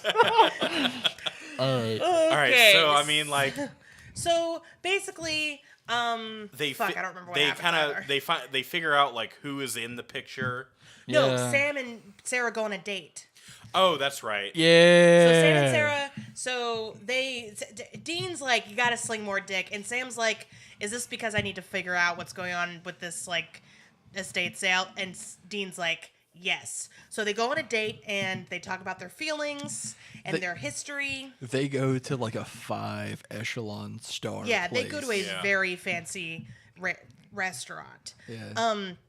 And Sam's obviously a little uncomfortable, but he goes back to Sarah's place, and instead of doing the what I like to call the sideways dragon dance over the river of blood, he instead gets the Provenances, which is the record of all the people who have bought things from the estate sale. Ah, yes. And they zero in on the creepiest, ugliest fucking painting I've ever seen in my life. Yeah.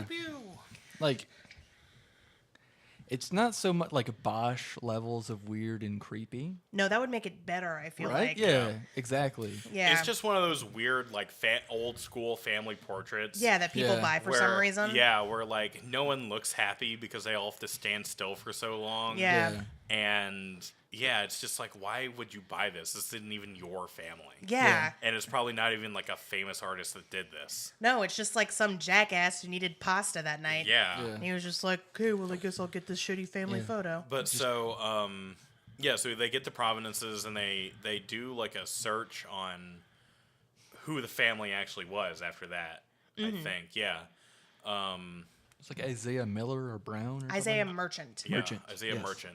And then they find out that it was, like, the story behind the painting is that family in the painting, the father, the story is the father kills the entire family and then himself, slits all their throats with razor blades, With a straight razor. with a straight razor, Because he was a barber. because he was a barber. And murderers love aesthetic. yes, Damn all right about we aesthetic. do. Nothing's more important than a murderer than aesthetic. All right?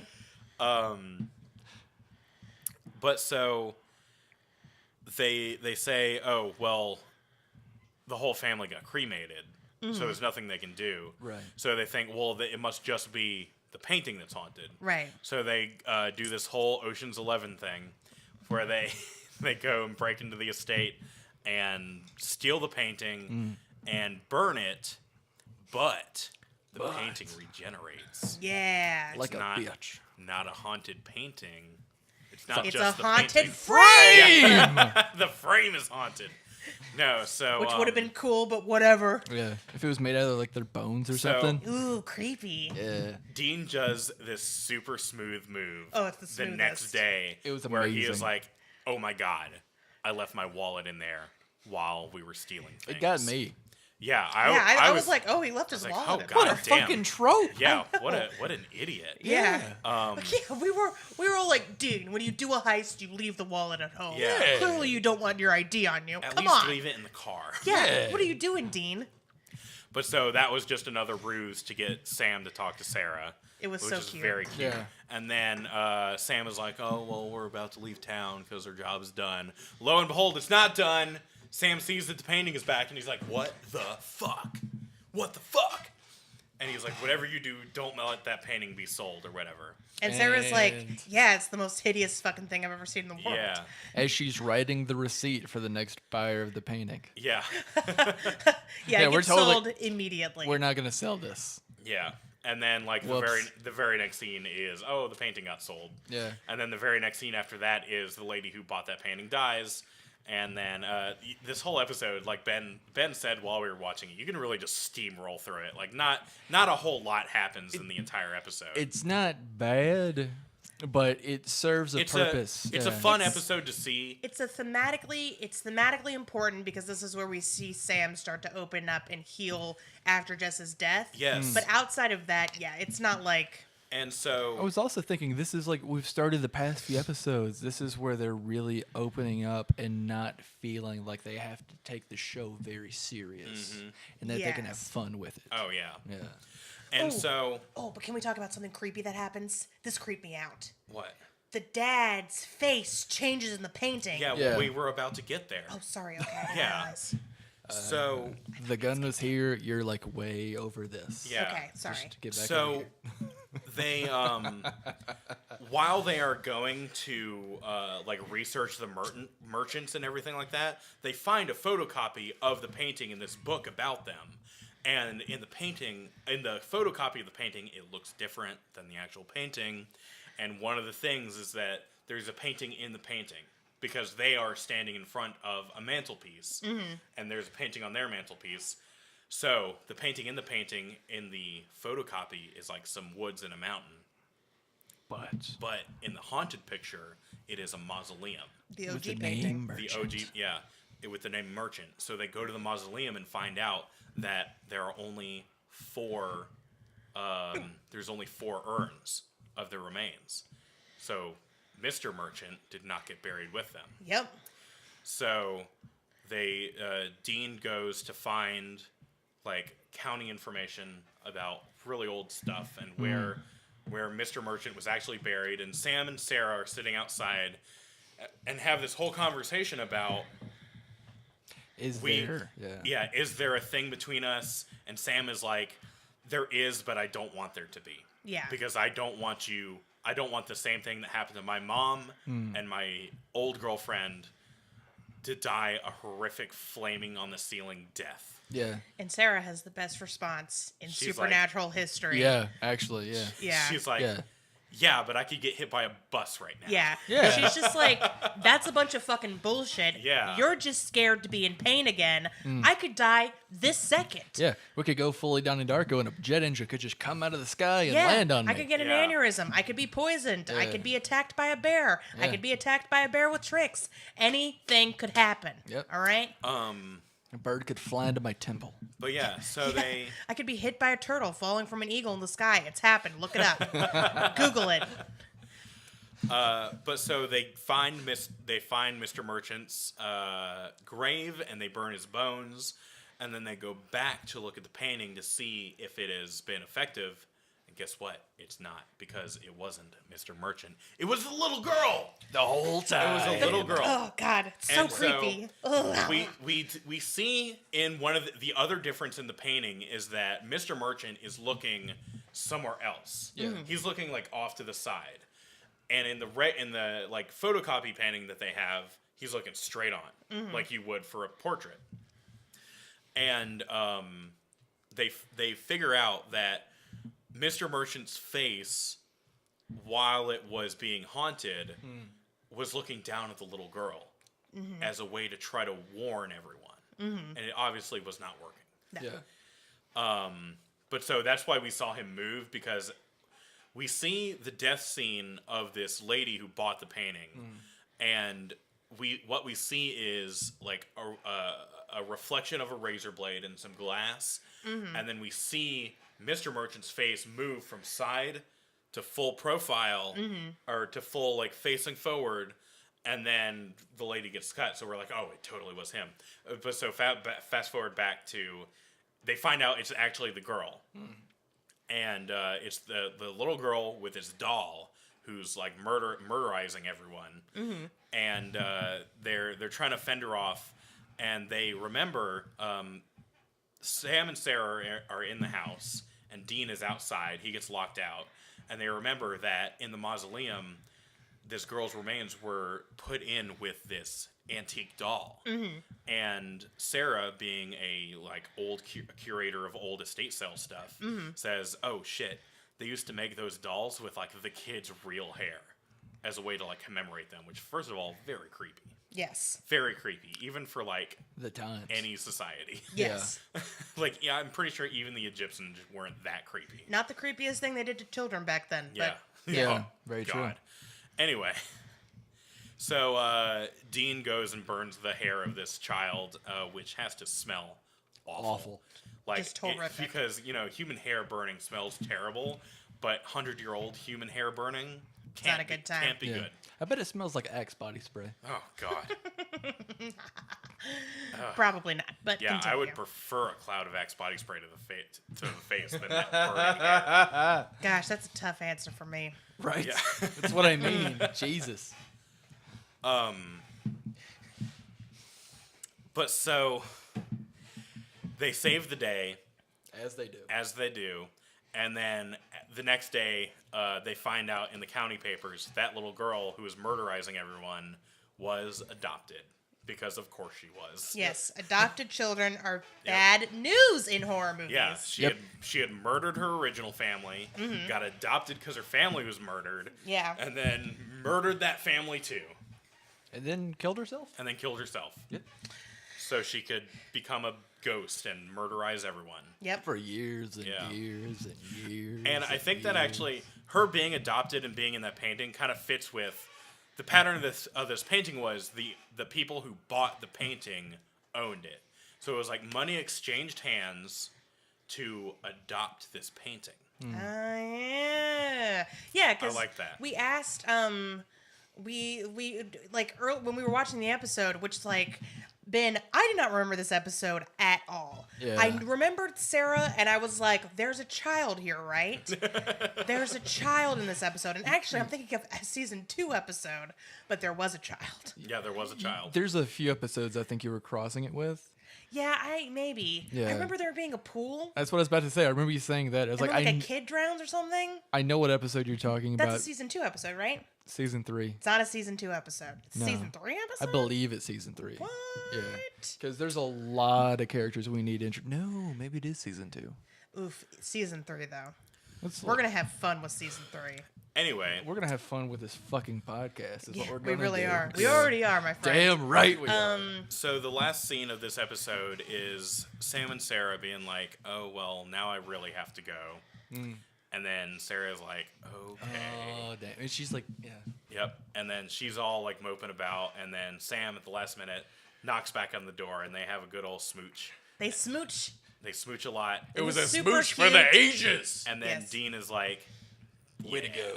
Way to go, kid. Yeah. And then That's my it. boy. Give her that Clinks. smooch. Yeah. That mug of beer. Delicious. So Yes. Oh, God. Thank you for that sound effect. that really wasn't a very good clink. That was 2 plastic cups. Really That not- was worse. Yeah, that was worse. Go get two Two- glasses yeah, 2 from cans. the kitchen. All right. 2 phones? No. All No, right. that's even worse. If you want to hear more of this, you can go to our new podcast, Ben Bangs Things Together. Also known as Pickcast. Wow. Oh, God. BB. There we Okay, go. That's all right. what we needed. That Thank was you fine. It would've for been- that totally okay. necessary sound gag Yeah. that we couldn't have done without. We Yeah. appreciate it, Ben. Well, I mean, we can't do visual gags, so we that's got all to do we got. something. Sound gags. That's all we got. So yeah, but when I was watching this episode, which I remembered not a bit of, Yeah. not a diddly thing of, I thought it was a different episode in a different season. Yeah. We were like, so wait, why doesn't this painting just kill everybody? And yeah, I think your theory about it's got to be like, Yeah, money has to Change change hands. and it's like they adopted this painting. yeah, Yeah, okay. I can Because see it that. wasn't the original owner. Like, the family of the original owners don't have it anymore. It's just Yeah. passing through different families now. yeah. And then like I guess when the painting was like, oh, shit's about to go down. Yeah. Time to murderize these people. That's what happened there. Okay, I have a thing with this episode. I've got a little niggle, Little thing? a little thingy thing. What's that? So the house that the couple in the beginning were murdered in, and the house that the old woman who bought the painting midway through the episode was murdered in is the same fucking house. Yeah, houses is the same. Houses is the same. Which, I mean, I get it. Houses are expensive. Yeah, it's one hell of an estate sale. That's Yeah. yeah. But it's like this woman was like, I'm going to live. I was obsessed with this couple for years. I have to buy their house and everything. That's my little headcanon for this woman in God. this episode. Poor She was like, I Evelyn. have to buy this house and everything they owned, and then I had to set up the house like they set it up, which of course I can do because I've had cameras in their home for months. Yeah. Maybe she I was saw her- them be murdered, and I have that recorded on a tape somewhere.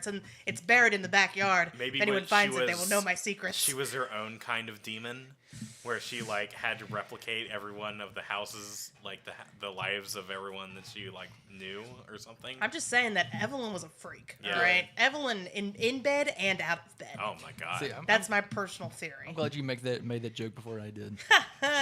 You're welcome. Also, can we talk about one of the best Easter eggs that I've seen so far? What was Yes. that? The car outside of the estate sale. Oh yeah. Yes. Okay. It had a personalized license plate.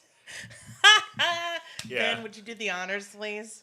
I want to say I don't know what model it was, but I'm fairly certain it was the old Chrysler, a nice Yeah. like older car, very Yeah. well maintained. But the plate was do the drum roll. The Crip. Ah! TheKRIP. Yeah. As in Eric Kripke, because the man was finally able to have fun with his goddamn brainchild. Yeah. Ah, It was. I loved It was good. It got legs, and now he can play ball with it. I loved it. I loved it. Oh, real quick, there's not going to be a Freak of the Week section this week because ghosts, we've done ghosts. Yeah. But that being said, there are a ton of haunted painting stories in Americana, including some very creepy ones that I've just looked up. And now that I have the evil eye, I need to go through something. So, so definitely a rich tradition of haunted paintings. Oh, yeah. Who can forget Ghostbusters 2? Damn right. Everyone forgets Ghostbusters too. So yeah, what else about this episode that we want to talk about? I really want to talk about the date that Sam and Sarah went on. Yes, please. Because it had like both the worst / best trope for like a romantic comedy or just an awkward date. Is when the waiter comes over and like it's a real nice place, 5-star echelon like we were talking about earlier, and hands like the wine menu to the guy, and the guy is like obviously just like, as he's flipping through the thing, I don't know what any of this shit is. Yeah. And the girl is just like, waiter, I'll have a beer. I'll have a beer. A beer. No label, no specific beer, just a beer. Give me a PBR. Yeah. No. Bring me what your cousin is making in his basement at the moment. Yeah, he was basically like, well, we have this fine Belgian beer, or you can have the swill we have in a bucket outside. And It's Sarah just was like, rainwater. that one. I'm not too rich. Oh, is it fresh rainwater, sir? Please bring it to me, please. Can I actually have named that trope in my head, not like other girls. Yeah. Because it's value signaling. Where Sarah, right, when we meet her, she's at an estate sale that she works at. She's dressed beautifully. Yeah. She looks very kind of richy rich, right? Yeah, those lovely ringlets and that brunette hair. Mm-hmm. Yeah. And the whole estate sale, like Sam and Dean are clearly out of place. They are dressed like lumberjacks, and everybody else is in a suit. And so they kind of get bullied for it, actually, by Sarah's dad. They're at a black and white party, and they're just white. Yeah. Oh, my God. Yeah. And so Sarah, by doing that, she proves that she's not this hoity-toity girl, this girly girl. She can kick it with the guys. Oh, yeah. Right? She can drink a beer. She can have a conversation about cars. She likes sliders and Chevrolet. Yeah. Oh, my God. She reads comic books. And I just like... She likes Ziggy. I hate shit like that because it's such a common trope in rom-coms. Yeah. And like anything where the point of view character is a man and the main thing is getting him with a girl. Yeah. That's just like that's just one of the female characters' jobs is to prove she's not like other girls. That she's Honestly, accessible. Yes. Honestly, there's been a lot of like gender tropes like that I have never understood on like a basic level, because even in my family, like the crazy like sports fan, beer drinking, like keeps up with all the stats. That was my mom. Yeah. That is my mom. My mom has tickets to a Dallas Cowboys game on Christmas Eve. That's awesome. And I hope she has a good time. Yeah. And the person who cooked everything was my dad. So I've always lived in this, like, what traditionalists would consider a gender-flipped. like a gender-flipped, role-swapped household. And I thought that was normal. I thought everyone's dad cooked. And then I went over to a friend of mine's house and their mom was cooking. I was like, does your mom, like, burn the food? Like, my mom left eggs to boil for too long, so long that the water all evaporated and the eggs burned. What the fuck? Just forgot about them. Jesus Your Christ. mom was a bad cook. I know. No offense, Mrs. Short. Yeah.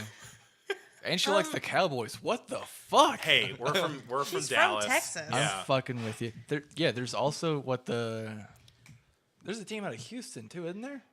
That's college. No, there's two pro teams in Texas, isn't there? No, it's just the Cowboys. Okay. All right. There's several college teams. Yeah, there is. But Welcome back to Football Cast. I can with talk about, Ari, like- Ben, and Travis. yeah.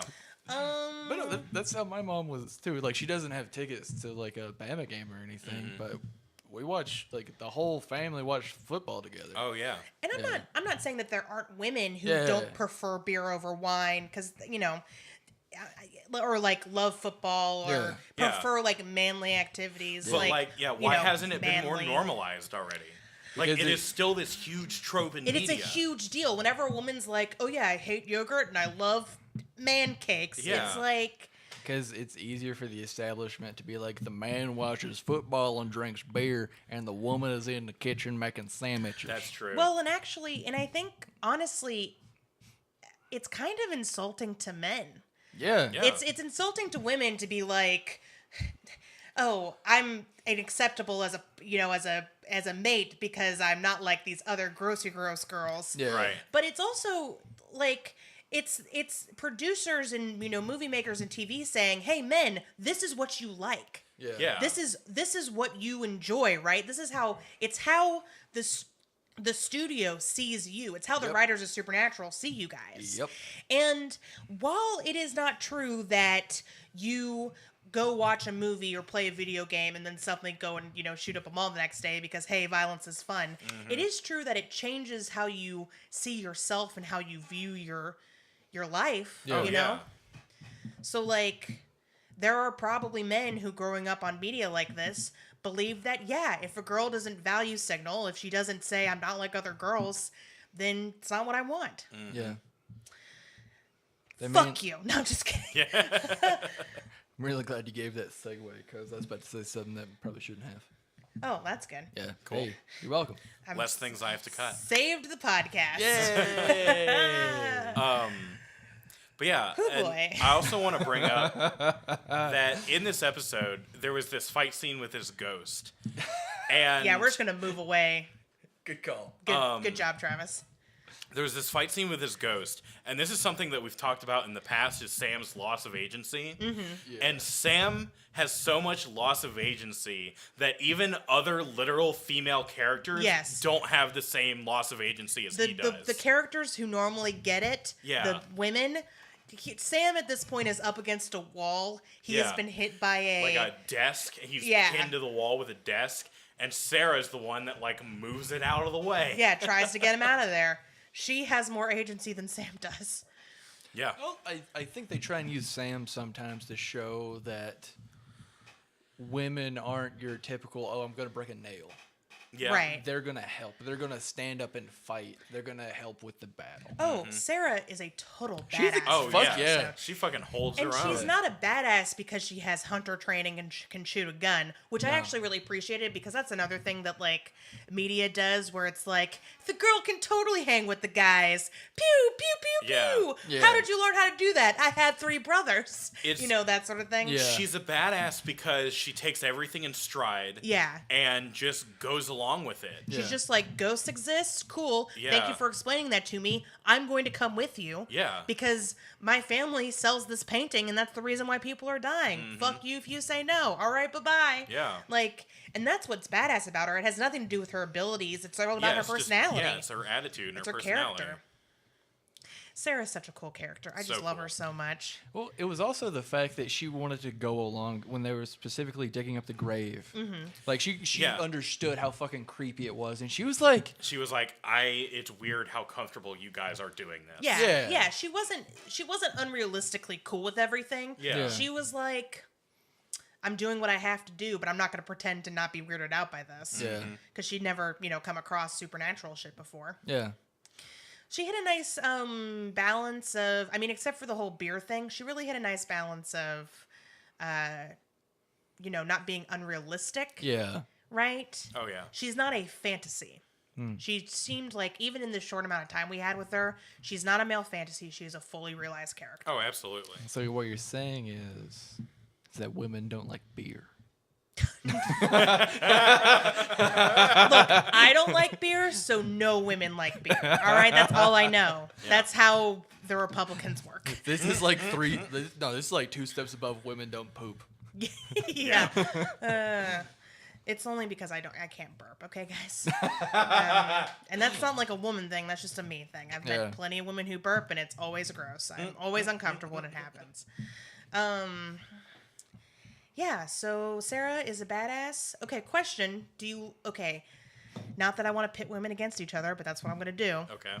The cop from the Benders episode or Sarah? Which one do you prefer? Sarah. Absolutely Sarah. Really? Yeah. Oh, I think I like the cop more. Yeah. She's so cool. She is cool. Sarah's up there, though. But Sarah is great. Yeah.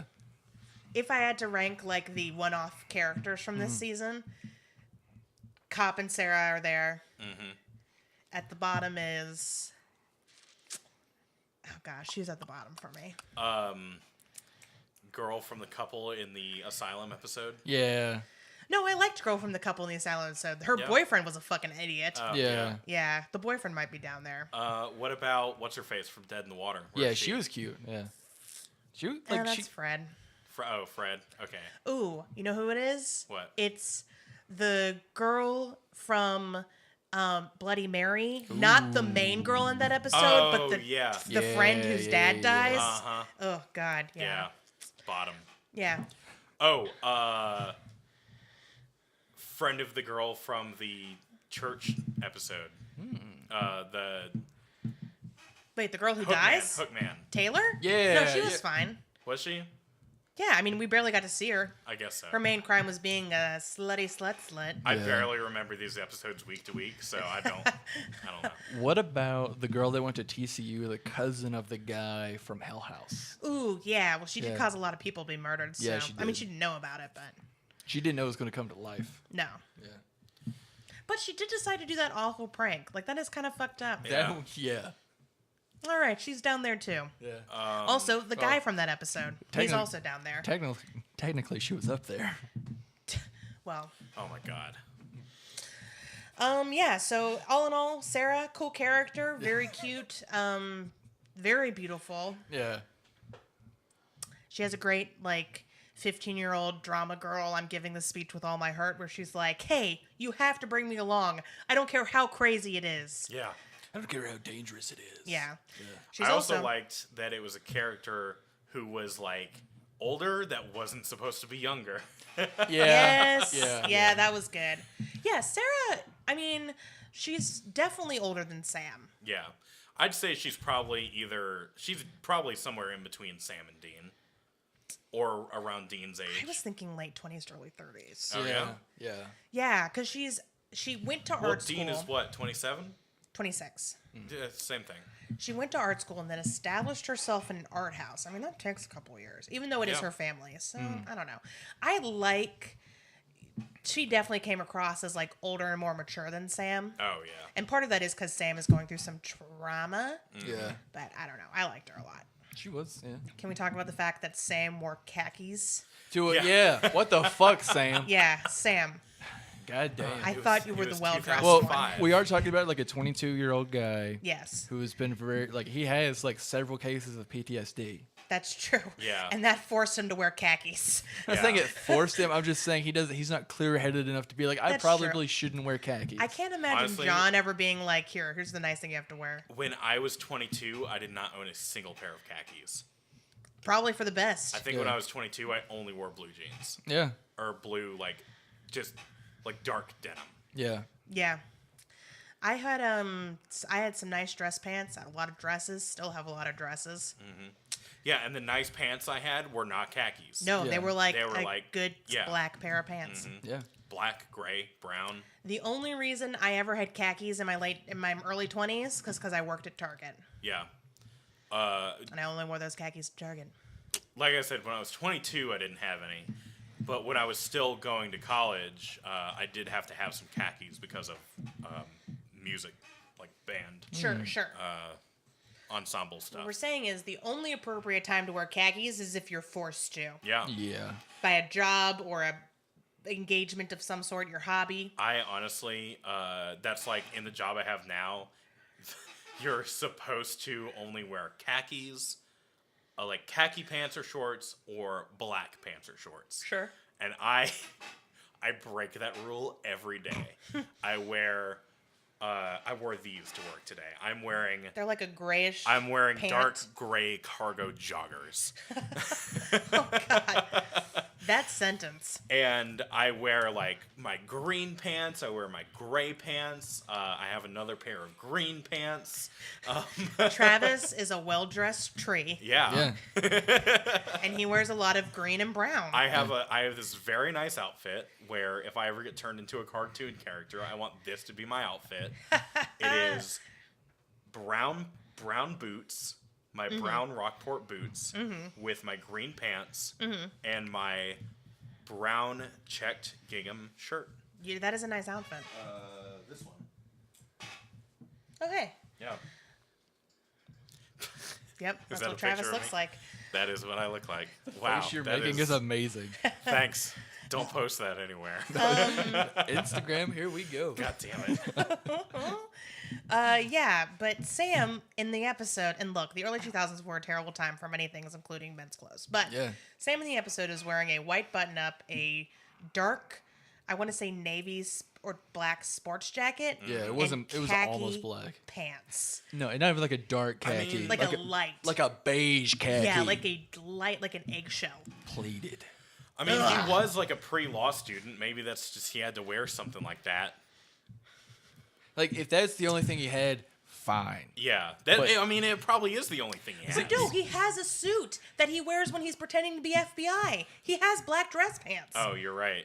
Yeah, but I don't think he's gonna wear like a pseudo government suit on a date. That would have looked even weirder. He didn't have to wear the tie. But no, he didn't wear the tie. No, I know. What I'm saying is he could have worn black pants, a white button-up, black sports jacket, no tie. It wouldn't look that Probably weird. didn't even need the sports jacket based on the weather. Probably true. You know Could what? have rolled up those sleeves. You know what would have been a great scene? What? Dean taking Sam shopping. If he had seen what he was wearing, he'd be like, "Whoa, hold the fuck up!" Okay, Dean just being like, Sam, Come on, Sam, you can't wear khakis. You're not going on a yacht. Come with me. Yeah.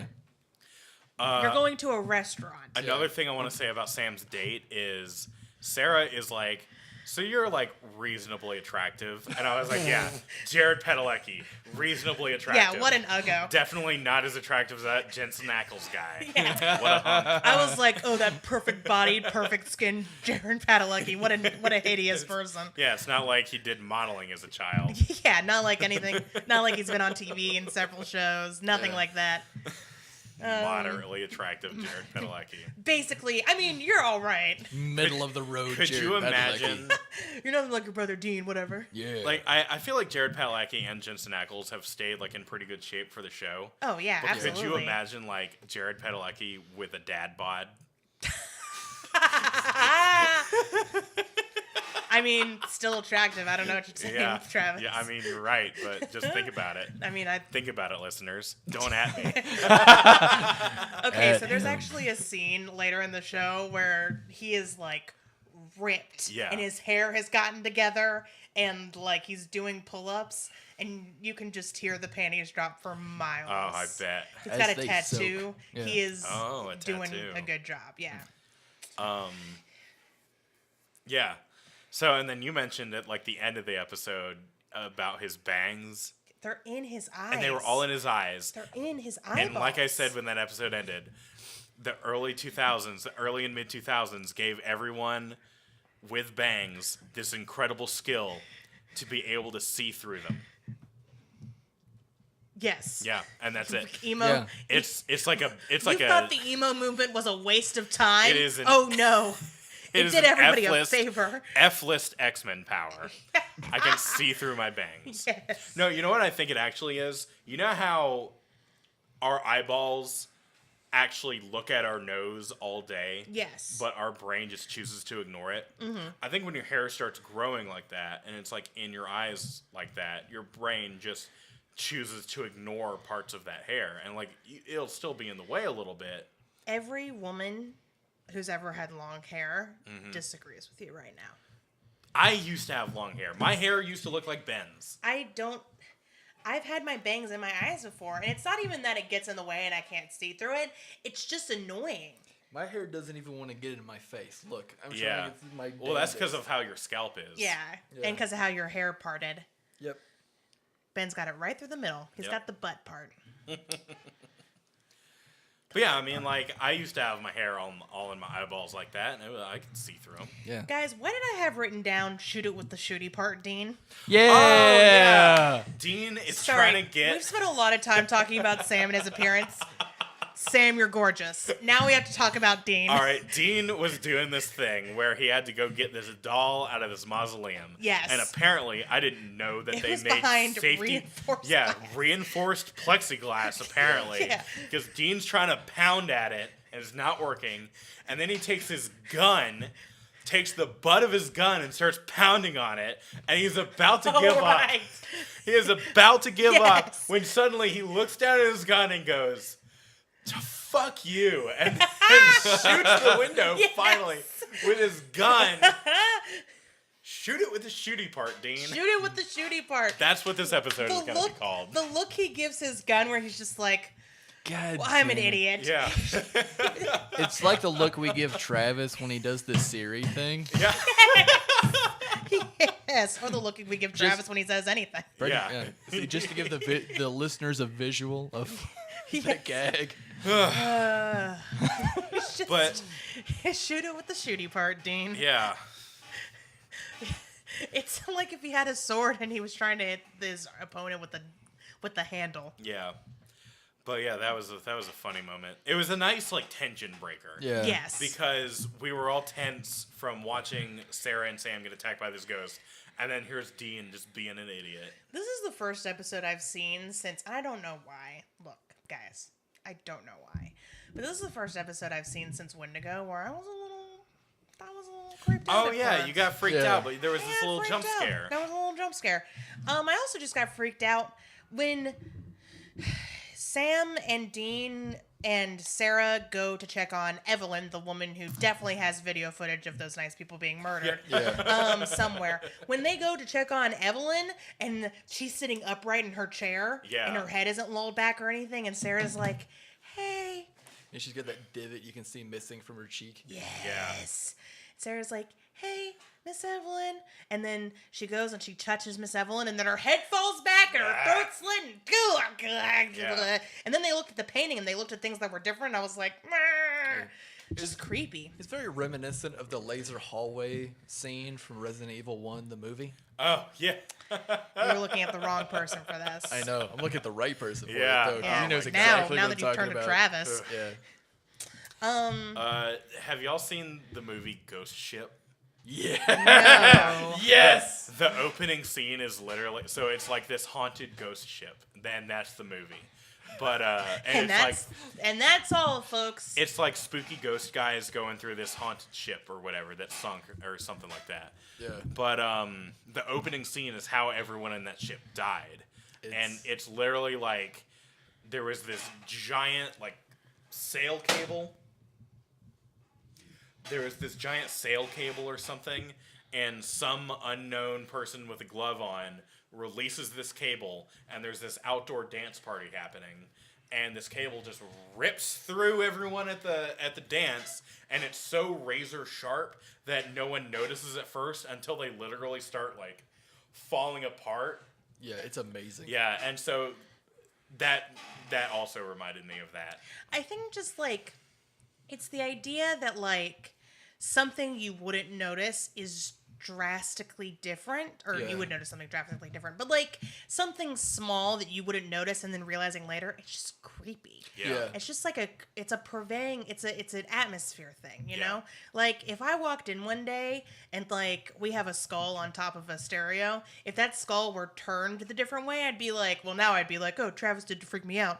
But if I did it and hadn't told him this yet, I would be like, okay, I'm gonna move. I don't believe in ghosts, but I'm still gonna move. That skull is going all over the place now. Well, now I'm just gonna be like, oh, Travis. Yeah. I'm not gonna be like, oh, ghost. In fact, go look at our Instagram feed, and you can see where we're putting the skull this week. We got a magic skull. Yeah. You know what else is magic in this episode?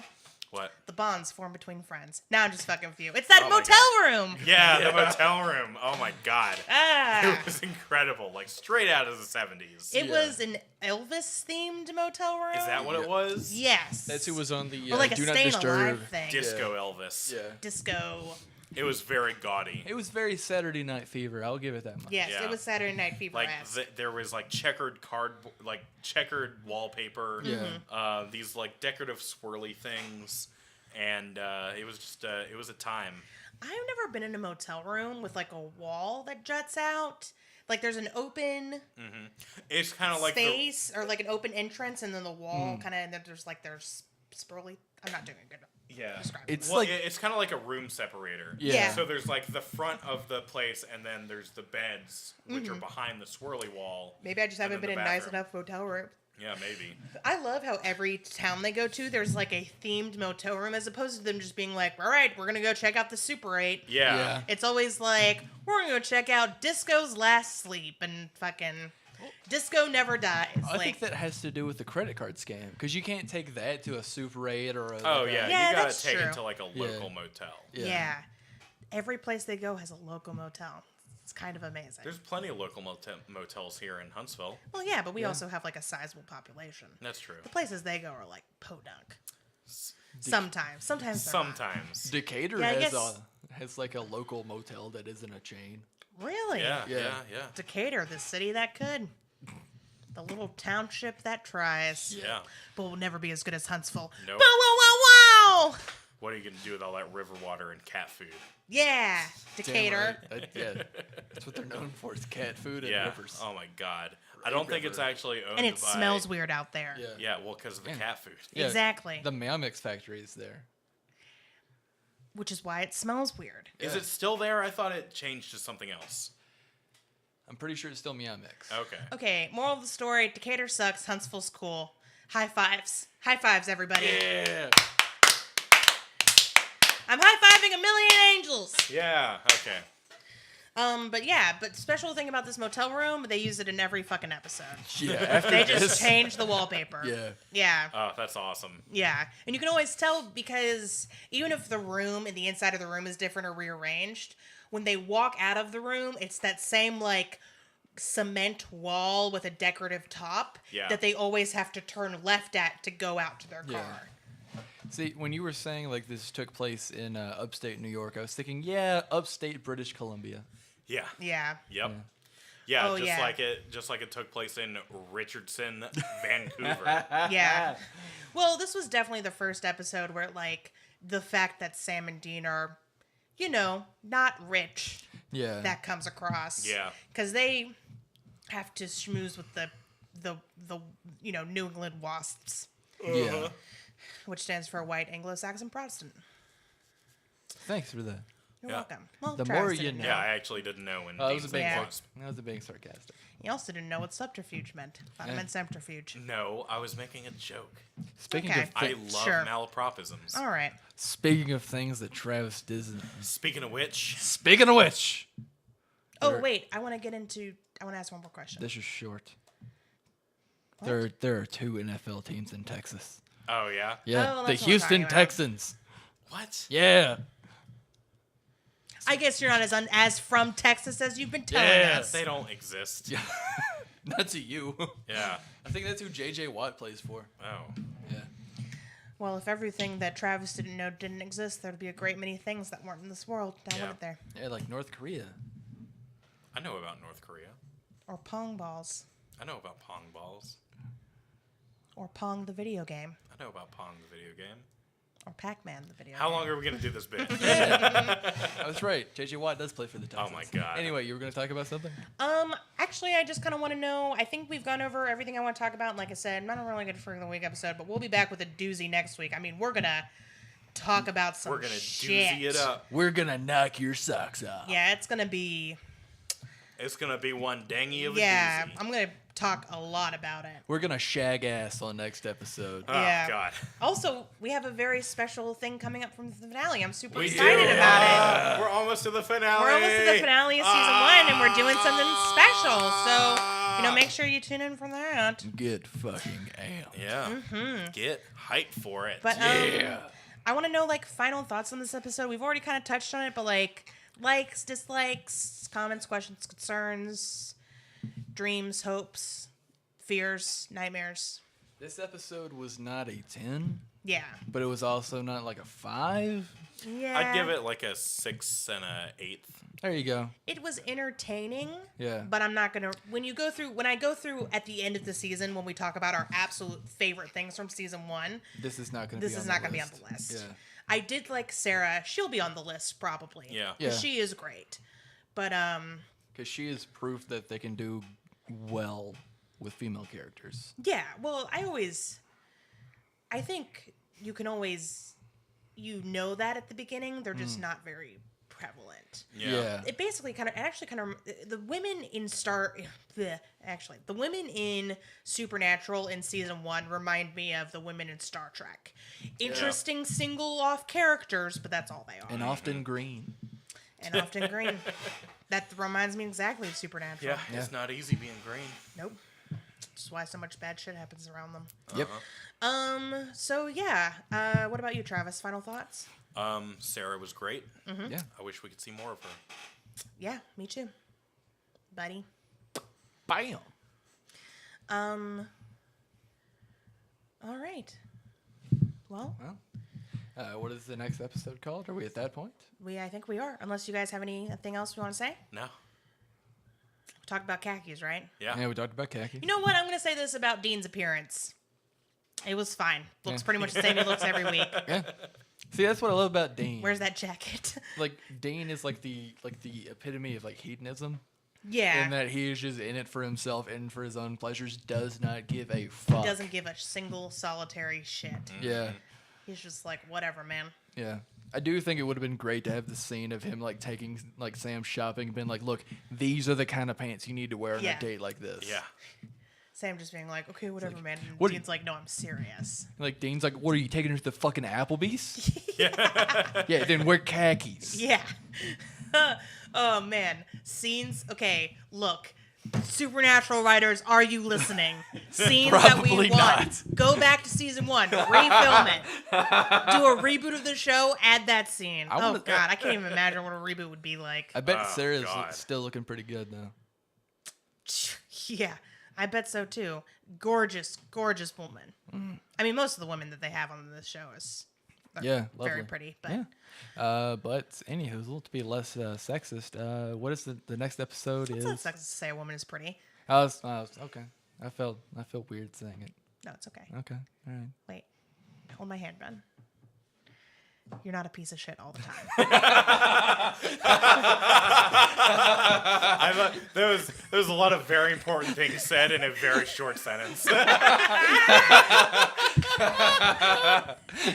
All right, Thanks. Travis. All right, yeah. The next episode is called Dead Men's Blood. Dead what Man's Blood. happens? Sam and Dean meet a person What person? that is a vampire Ooh. that sucks the blood of vampires. And I he know where you're works going with this. and he works for the Catholic Church All right. to hunt other vampires to expand the influence of the church across the world. Travis, I'm pretty sure the next episode of Supernatural is not going to be Trinity Blood. But if that happens, thought we'll it- talk about it next week. I thought it was gonna be in fam section. We'll find out next week. Hey, Travis, I've seen shitty anime too. Okay. Thank you for listening. Check out our Instagram, Twitter, Tumblr, and that is it. That's it. That's all we have so far. Habcast Habcast. at those Habcast. respective sites. Yeah. And thank you for listening. Yeah. And we'll see you next time. On Hey Assbutt.